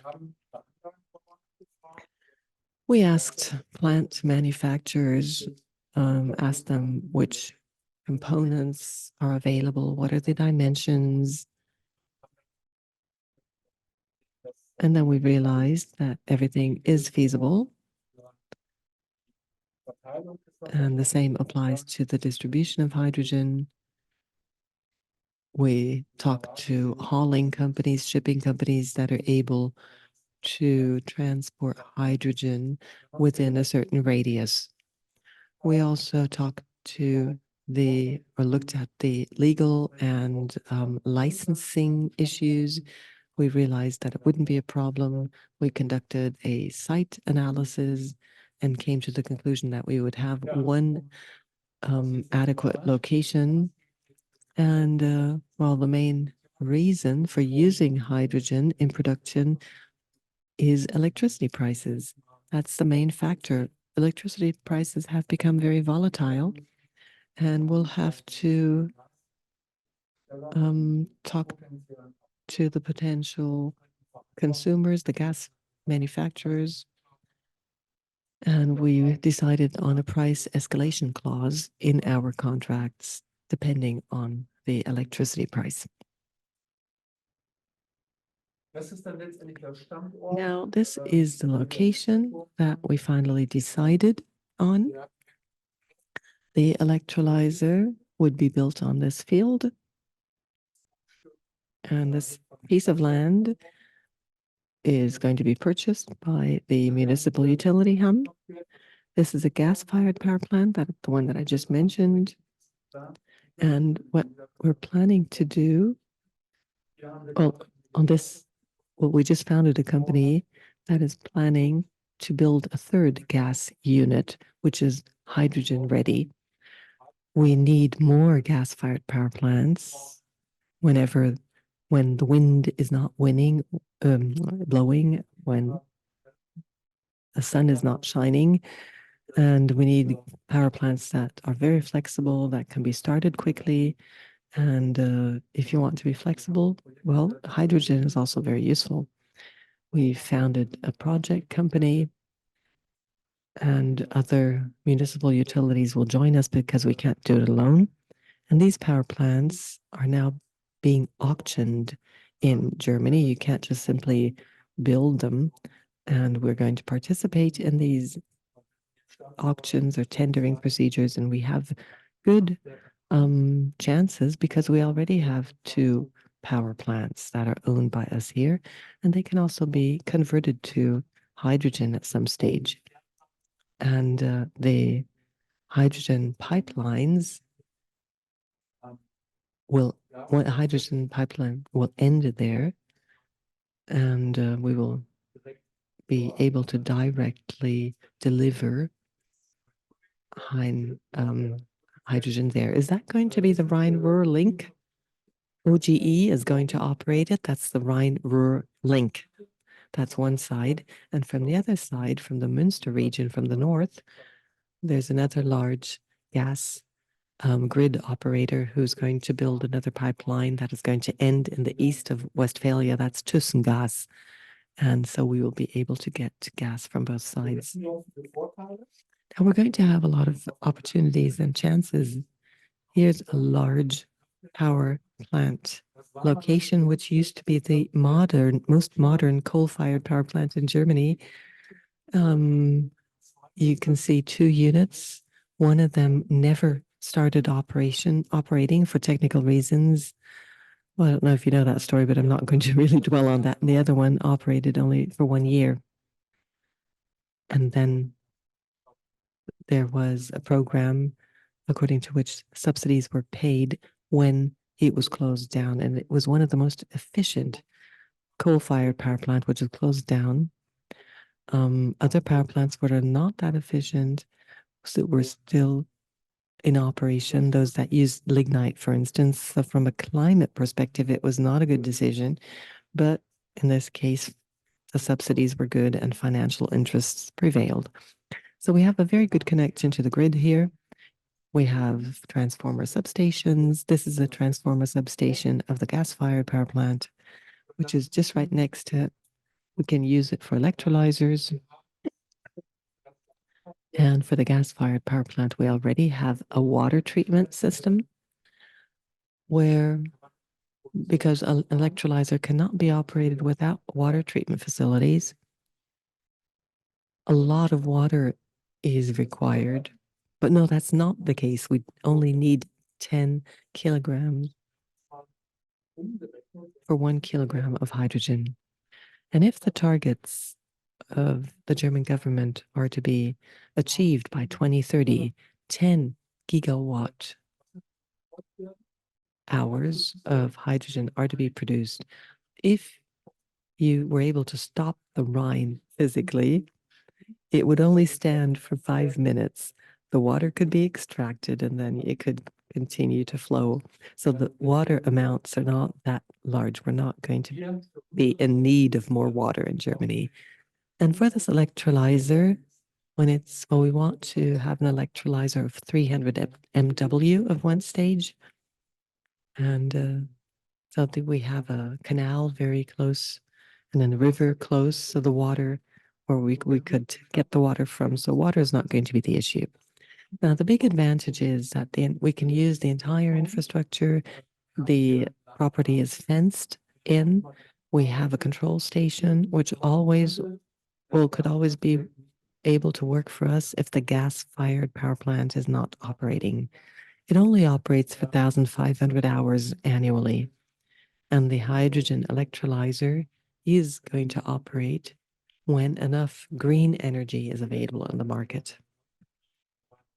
So the people in the control room would have time to operate the electrolyzer from the control room.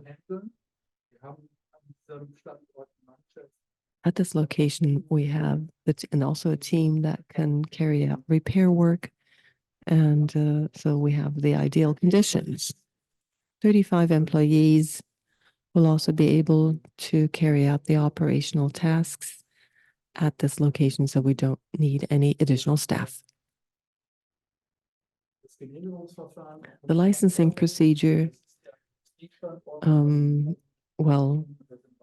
is connected to the fact that it's an industrial location and some companies are located very closely. The picture is quite old, doesn't show the other companies, but we shouldn't have any problems getting the approval. We can use all the other facilities on the site. In addition, we are in the fortunate situation of having the green wall socket here. It's a high voltage direct current line which is going to end here at our city borders, and it comes from the north of Wilhelmshaven, meaning that we would get wind power directly from the North Sea, and the line ends here. We have a connection to the high voltage line here. Now, this high voltage line is going to be finished in 2030. So on this land, we still have enough space to expand.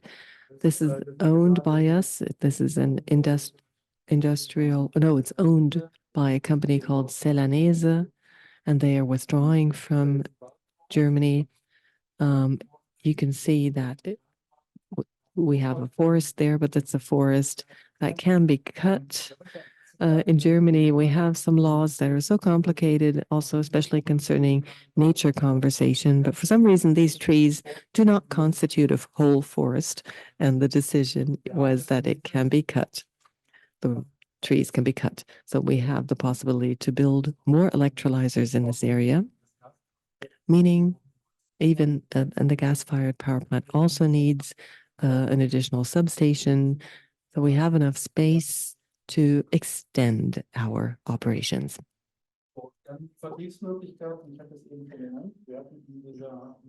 Now, what options do we have for selling our hydrogen?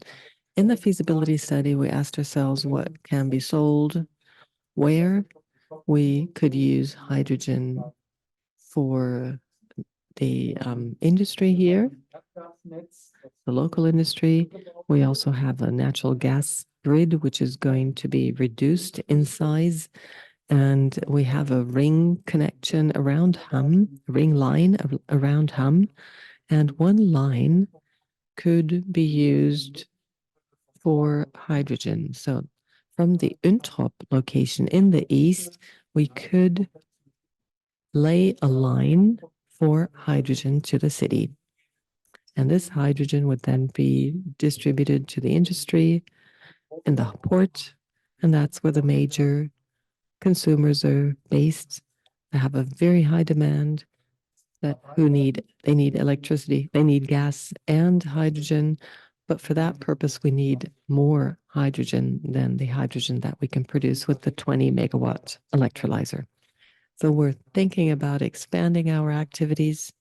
We'd like to scale up. We could also use hydrogen for trains. Hamm is planning to reactivate the largest cargo rail station, and for cargo, for those areas where you don't have catenary lines, you could use hydrogen. And the same applies to water shipping. We have one of the largest internal ports. And of course, ships could also use hydrogen. We also have a waste management company with 2 large waste trucks that could also use hydrogen. This could be expanded, but that would presuppose that hydrogen is still subsidized. And then we have the 30 hydrogen buses that I already mentioned, public transport. Although the amount of hydrogen used is not that high, they only need about 120 tons per year. They need 8 kilograms per 100 kilometers. And if you convert that, our target is 50 kilograms per bus. And if you compare that with the current diesel price, it's definitely competitive. A diesel bus needs more than 30 liters per 100 kilometers. And with the current prices, it is economical to use hydrogen. And then the last resort is to convert it back to electricity in the Trienal gas-fired power plant. But the volume wouldn't be enough for that, really, for a power plant. Now, I just mentioned converting buses to hydrogen. We're going to get these 25 or 30 buses, which will first have to run with a hydrogen of a different color before the electrolyzer starts operating, but that would only be for a transitional period. We, as the Hydrogen Center, will become a hub. A hub in the future, renewable energy from our wind farm in Borkum will be used. We will also, to generate hydrogen, then we will produce hydrogen with our municipal partners. And I just mentioned the consumers, ourselves as the municipal utility, but also logistics companies. Ham is a large logistics location because we have a lot of large warehouses. They have a big advantage of the trucks operating within a range of 200 kilometers. So they always drive home in the evening after work and don't have to use public filling stations. They have their own filling stations, or we will also offer a public filling station at the harbor for hydrogen. And there are many logistics companies based here. The only truck that will be produced in series is the Iveco trailer truck. We have a large Iveco dealer here, and one hauling company only has Iveco trucks, and they would like to use hydrogen.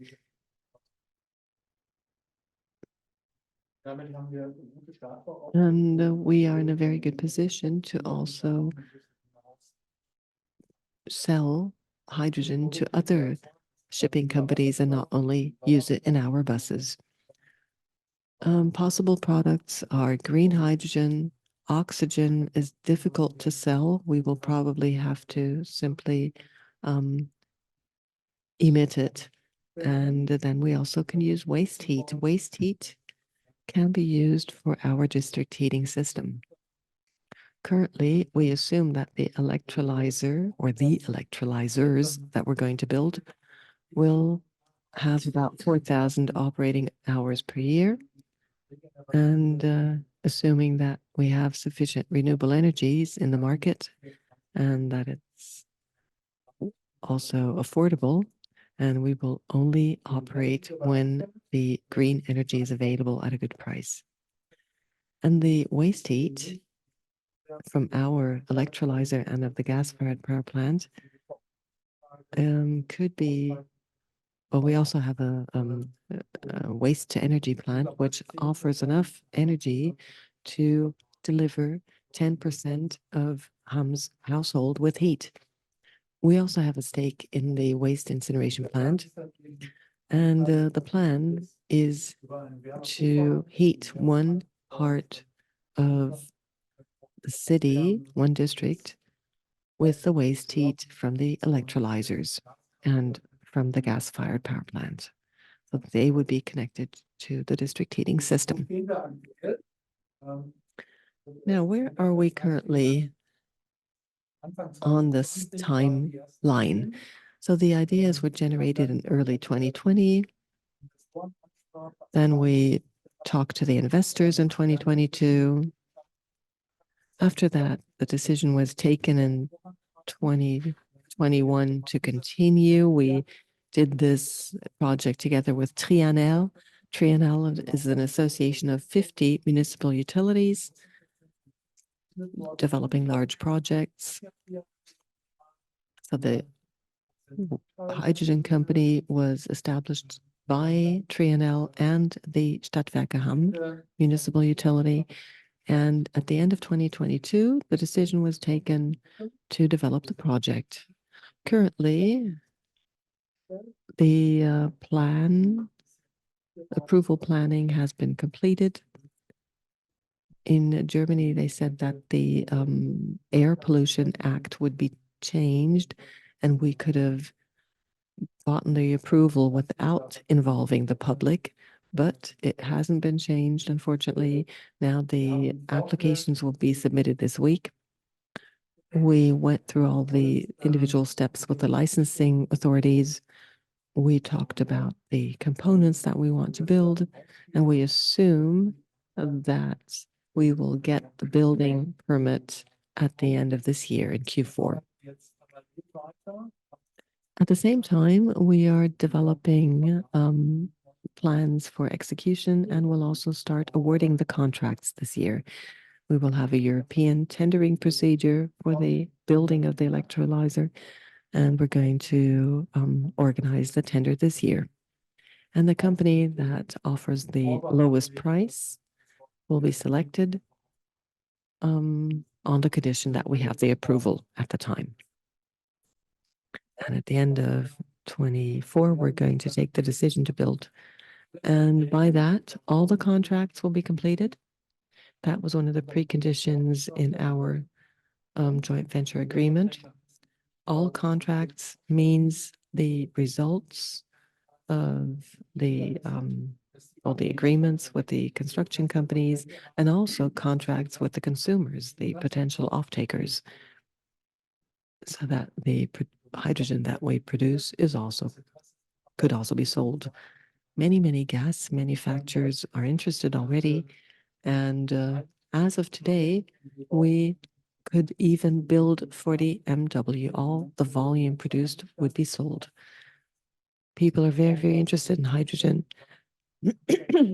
also due to the fact that the filling station network is being developed with subsidies, and we're very optimistic. And we assume that all shareholders will pass the decision, and there's really nothing against this, and we would then be able to produce hydrogen at some stage in 2026. So I already told you everything on that chart. This was the initial situation. And in the meantime, we have more shareholders. Trianel is a project company that initiates projects, develops them, but then withdraws from the operating companies and only keeps a small stake. Currently, we have the Bochum and Dortmund municipal utilities that are considerably larger than we are. They have stakes of 20% in the electrolyzer, with the objective of securing hydrogen for their own hydrogen buses.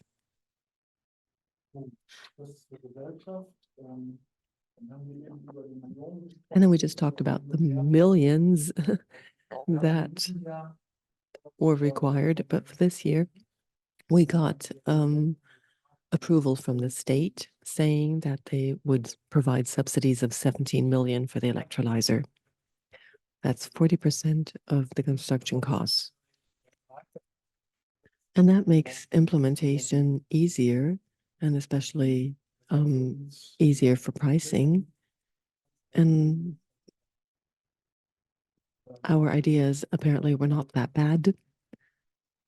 And there's another electrolyzer that got subsidies in North Rhine-Westphalia. And well, we can't really turn around. We have to build it. And we're convinced that it's going to work. Now, this is just a selection of the expert opinions, the studies that you need that we had to add to the licensing documents, the application. So we needed sound emissions, operating regulations. We needed fire protection studies, all sorts of expert opinions on the soil and pollution, etc. We have all the approvals that we need now, and especially fire protection is very time consuming. Fire protection as currently planned. Well, this is an overview of the entire location, the entire site. This is where we're planning to build the electrolyzer. And this is another area that we could use for expansion. And once the gas-fired power plant is built, the small one, we have a lot of land here that we can use. Now, the planning status is as such. We have the Trianel site. This is the area that is already fenced in. And the plan was to originally build this area, but that would have meant that the consumers would have to drive their trucks onto the location of the gas-fired power plant. So then we decided to also buy this piece of land because we have road access, public road access. And trucks would arrive here. They get the hydrogen. This is where they arrive. This is where they have the possibility to park. And this is where the trucks would be filled with hydrogen. We are planning to build some concrete walls in case of a fire so that the fire does not distribute or doesn't spread. I went to Vienna last week and they didn't have any concrete walls. The electrolyzers were built next to each other. And they said that if it burns, you can't extinguish the fire. You can only cool it. You should only have to be able to cool it. And the fire department will certainly not get close to it. They will probably have a distance, keep a distance of 50 meters. And in Germany, they want you to build concrete walls between the electrolyzers that are 4 meters high. Now try to reach it when you're 10 or 20 meters away. That's much more difficult to hit it with the fire, with the water hoses. And they would probably extinguish it from the side. Well, but because you have these concrete walls, it's much more difficult to extinguish the fire with water. And we want to at least try to keep the walls smaller or to do away with them completely. If it works in Austria, it's really close to the public train station, to the main train station. Only that's where the electrolyzer is based in Vienna. If they built it there, it should be approved here as well without walls. Now this is where the electrolyzers are built, going to be built. We decided in favor of 4 electrolyzers with 5 MW each. And at the time, no larger electrolyzers were available when we took the decision. And if we want to start with 20 MW again, we would do it again, because one large electrolyzer with 20 MW, if that has a problem, you don't produce any hydrogen at all. Now, in this case, we have 4 smaller ones, and if one fails, then we still have the other 3. So this is the plan that we want to submit with the application documents. And then we have some other areas where we could increase storage or build a storage facility at some stage potentially. In Germany, you simply need a normal permit if the storage facility only has a capacity of 30 tons. That's a sorry, it's not electrical storage, it's storage of hydrogen. Sorry. Could you tell us something about the Hydrogen Alliance? Okay.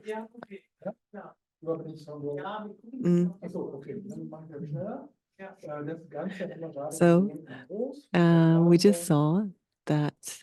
And now I'll continue with my conclusion. Because of the expansion of renewable energies, we will have excess power available at some stage. And one idea was to use excess green energy and store it.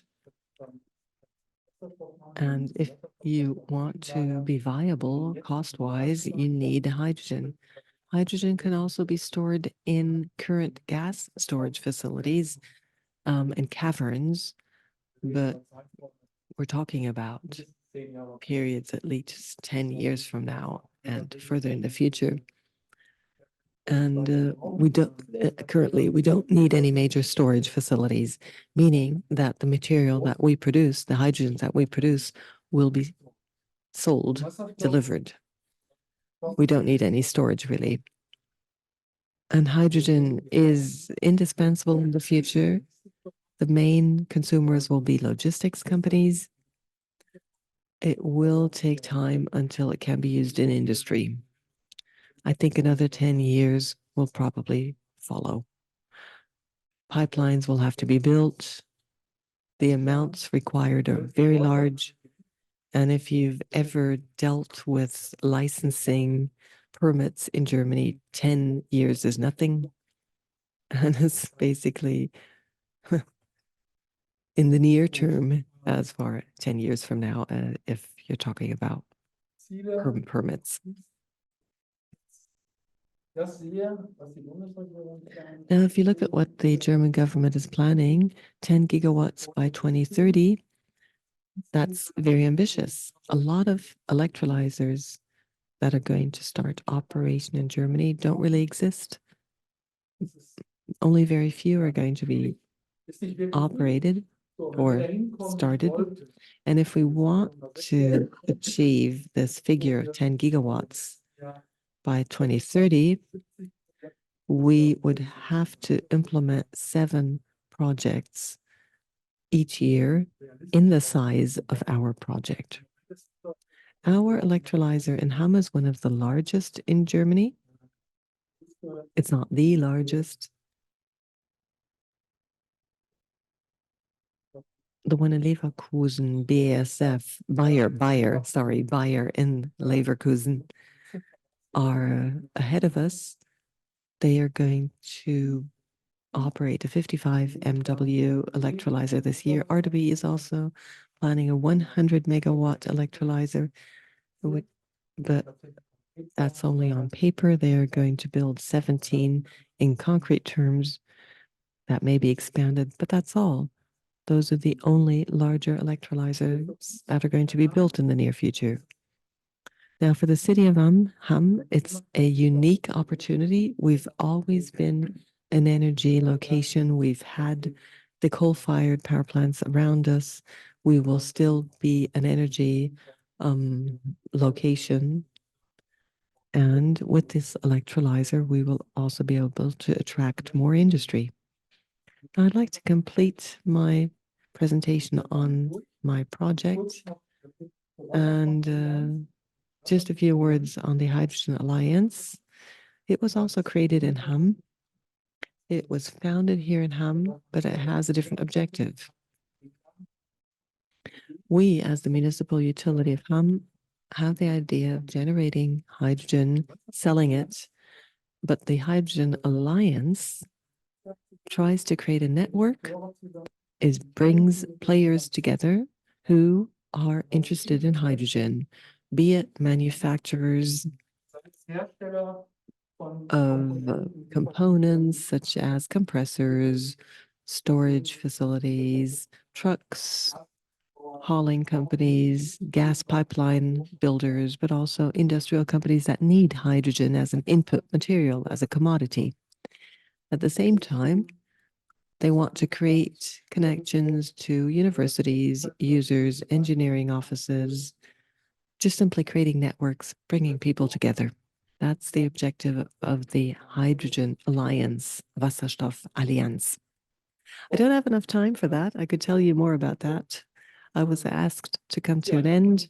I would like to thank you for listening, thank the interpreter, and I don't know whether she did everything right, but I assume she did. And any questions, please feel free.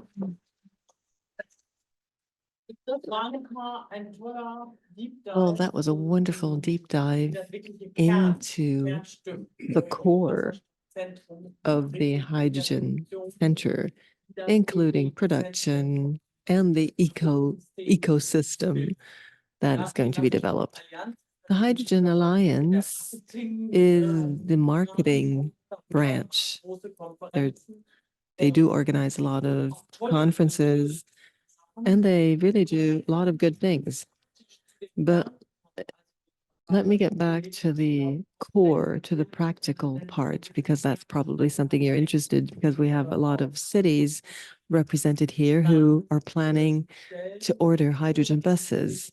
And most of the buses in Hungary are electrical buses, hybrid buses. There was a major green bus program in Hungary. Well, you as municipal utilities, how are you preparing for the 30 hydrogen buses that are going to be delivered next year? How are you going to prepare yourself? In Wuppertal, we heard that they are already operating hydrogen buses. They have other problems, such as an electrolyzer that was defective, but they also have technicians who are able to operate the buses. How are you going to prepare for that?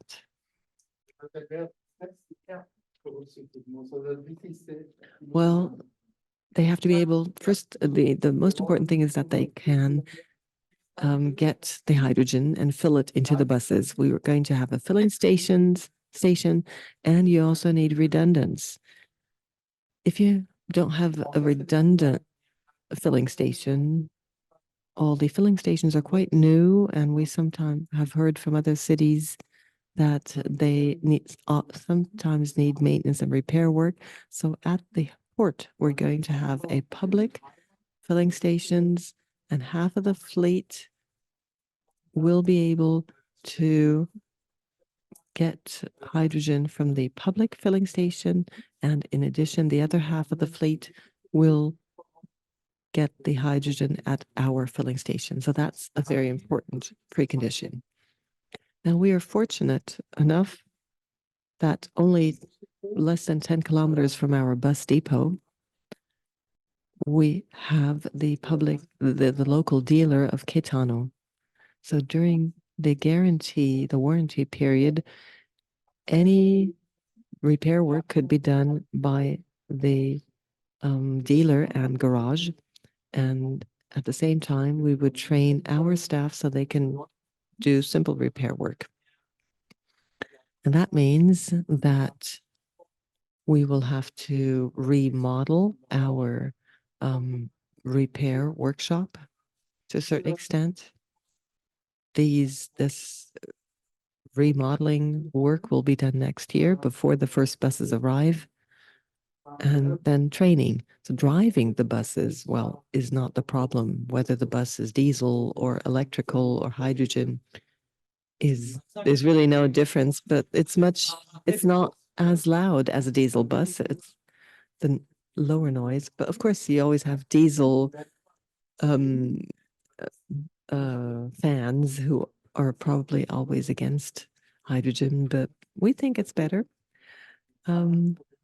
This is just a rough overview. Of course, you need a lot of details. We had to convince our mechanics that it's not rocket science and that you can learn repairing them, and it's not much different than a diesel truck or a diesel bus. We also think that wear and tear is less than on a diesel bus. So overall, they would probably even have less work in the future. And apart from that, well, we're going to have a new public transport plan, which is going to be implemented next year with so-called metro bus lines. Metro bus is simply, well, a bus that is a bit more sophisticated. It looks different, and it even has a different drive technology, and we can sell it to the public better that way. I mean, it's also marketing. If we get the subsidies for these buses, well, at some stage, we will have to pay the difference from our city budget. And we want to, of course, create acceptance amongst the public, and that's why we are creating this new metro bus line. Well, the Hydrogen Alliance is also helping create acceptance amongst the population. So when we had this joint event at the time where we met, the public was very interested. And the feeling that I had, there was also a high level of acceptance. Or how do you see that? How's the public responding? Because public transport, of course, also has something to do with customers. Well, it goes beyond public transport. This is a very, very popular project in the population. In the past, we were a mining city, and then we had a lot of steel industry. Both of this is being closed down. We had 2 large power plants which are no longer operating, and that's also the perspective of the future for the city. Hydrogen will certainly have a future here, and the population has understood that. And this has also something to do with the fact that this hydrogen project in general has created a positive mood in the population. And they realize that politicians are doing something, that we as the municipal utility is doing something. So we're not just the old electricity and gas providers, but we're also making a step forward. And that helps us in marketing. But then the energy crisis is important. We're able to offer energy for a very low price, even during the energy crisis. Our electricity prices are still lower than in many cities. In most cities, we used to be the cheapest supplier for electricity in Germany, and even beyond the energy crisis, we showed the prospects for the future, and that's why the majority of the population is supporting the project. Of course, you have a few people who think that the whole district is going to explode because they know hydrogen from school. They know the Hindenburg blimp airship problem. No, the safety concepts have been adhered to, and so you can sell it in a very positive way. There are only very few critical voices. So in Hamm, it's really a winner topic. Mr. Hatta, the Lord Mayor, was in favor of it, and Patrick Lidun from the Economic Development Organization was also in favor. Yes, it's a great combination between doing it specifically and the Hydrogen Alliance that advertises it. And the neighboring districts are also associated with the Hydrogen Alliance. So there are so many interfaces with hydrogen. In addition, we have our university, and there's a new university course called sector coupling. This includes energy industry, sector coupling, and that means that we also have some research being done at university level. These are some good signs. These are topics that make us winners, and that's why politicians were interested as well. Yes, they really liked it. So we still have time for one question.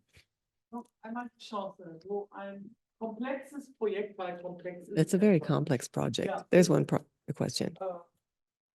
I'm Gary Van from Olambos. I only have a short question.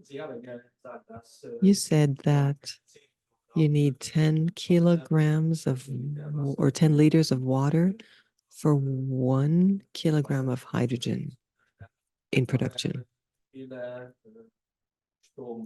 How much electricity do you need in kilowatt hours? Good questions. I don't want to give you a wrong figure. I have to check that. Can I send that to you later? I'll check it. I'll check it. Well, that was a very technical question. Thank you. Good challenge. Bitte. Ich glaube, Sie verstehen ja ganz gut Englisch, ne? Also, auf Englisch, ja. No problem. Ja. I don't know. English, so. Yeah. So my name is Fadi from Walgo. I would like to first of all thank you for presenting this project. It's amazing. And secondly, I would like to ask you about the result of the visibility study once you fix the scope. I know that this is a sort of a program. It's with the coordination between the municipality and the different stakeholders. But as a project itself, once you fix the scope, what was the result of the visibility study? So if you can walk us through about the business case, how much positive you have, what kind of scenarios you have assumed from the behavior of the end users. Like you consider 100% of the consumption of the end users, or how was it done in order to take the product further? Ja, genau. Was war das Ergebnis der Machbarkeitsstudie? Die Machbarkeitsstudie hatten Sie erwähnt. Yeah, the economic result is what counts at the end of the day. And well, we calculated the business case in a way that we are able to produce hydrogen for under €6.50. Up to €6.50, we're able to sell it in the transport sector. You get enough customers. And even without subsidies, we would have been able to do that. With subsidies, it's much, much better already. And what this did not calculate, what we did not include yet, was that we can also market the so-called greenhouse gas quota. And that's another, that would reduce the kilogram price by 2 to 3 euros. So Greenhouse Gas Emissions Act, meaning that you pay, well, you avoid carbon emissions, and that the money that people pay if they still emit carbon emissions, well, a part of that is paid to those companies that use green energy that don't have carbon emissions. But we had a very conservative plan. Almost everybody should be able to produce for 6 to 7 euros It's not witchcraft. Okay. Well, then it's competitive with diesel. Yes, in the transport sector, definitely. Well, the cheapest filling station in Neumünster is below 10 euros, and they're saying that the price is going to go down. And then even at 10 euros, it's interesting for shipping companies. Well, I'm talking about the sales price, but then it still has to be transport. That's the price of production, and it still has to be transported to the filling stations. But still, it should be definitely competitive. Thank you. Thank you very much. Oh, I do hope that, well, I do think that this wonderful hydrogen morning is coming to an end, and I would like to thank all those who joined us online. We've recorded everything, and we will also make it available on the website. And thank you very much for this wonderful presentation. I don't live far from here in Werne, and it's always good to know what neighbors are doing. So thank you very much for your wonderful presentation. And now we still have something to eat before you drive to the Dortmund airport and home to Budapest. Would you like to? I just would like to say thank you for you, Marie-Thérèse, and congratulations for this wonderful work, really, for your energy, let's say in stylish way, and I think it's that for us. I think so with our partners, really. Thank you very much. Thank you. Yeah.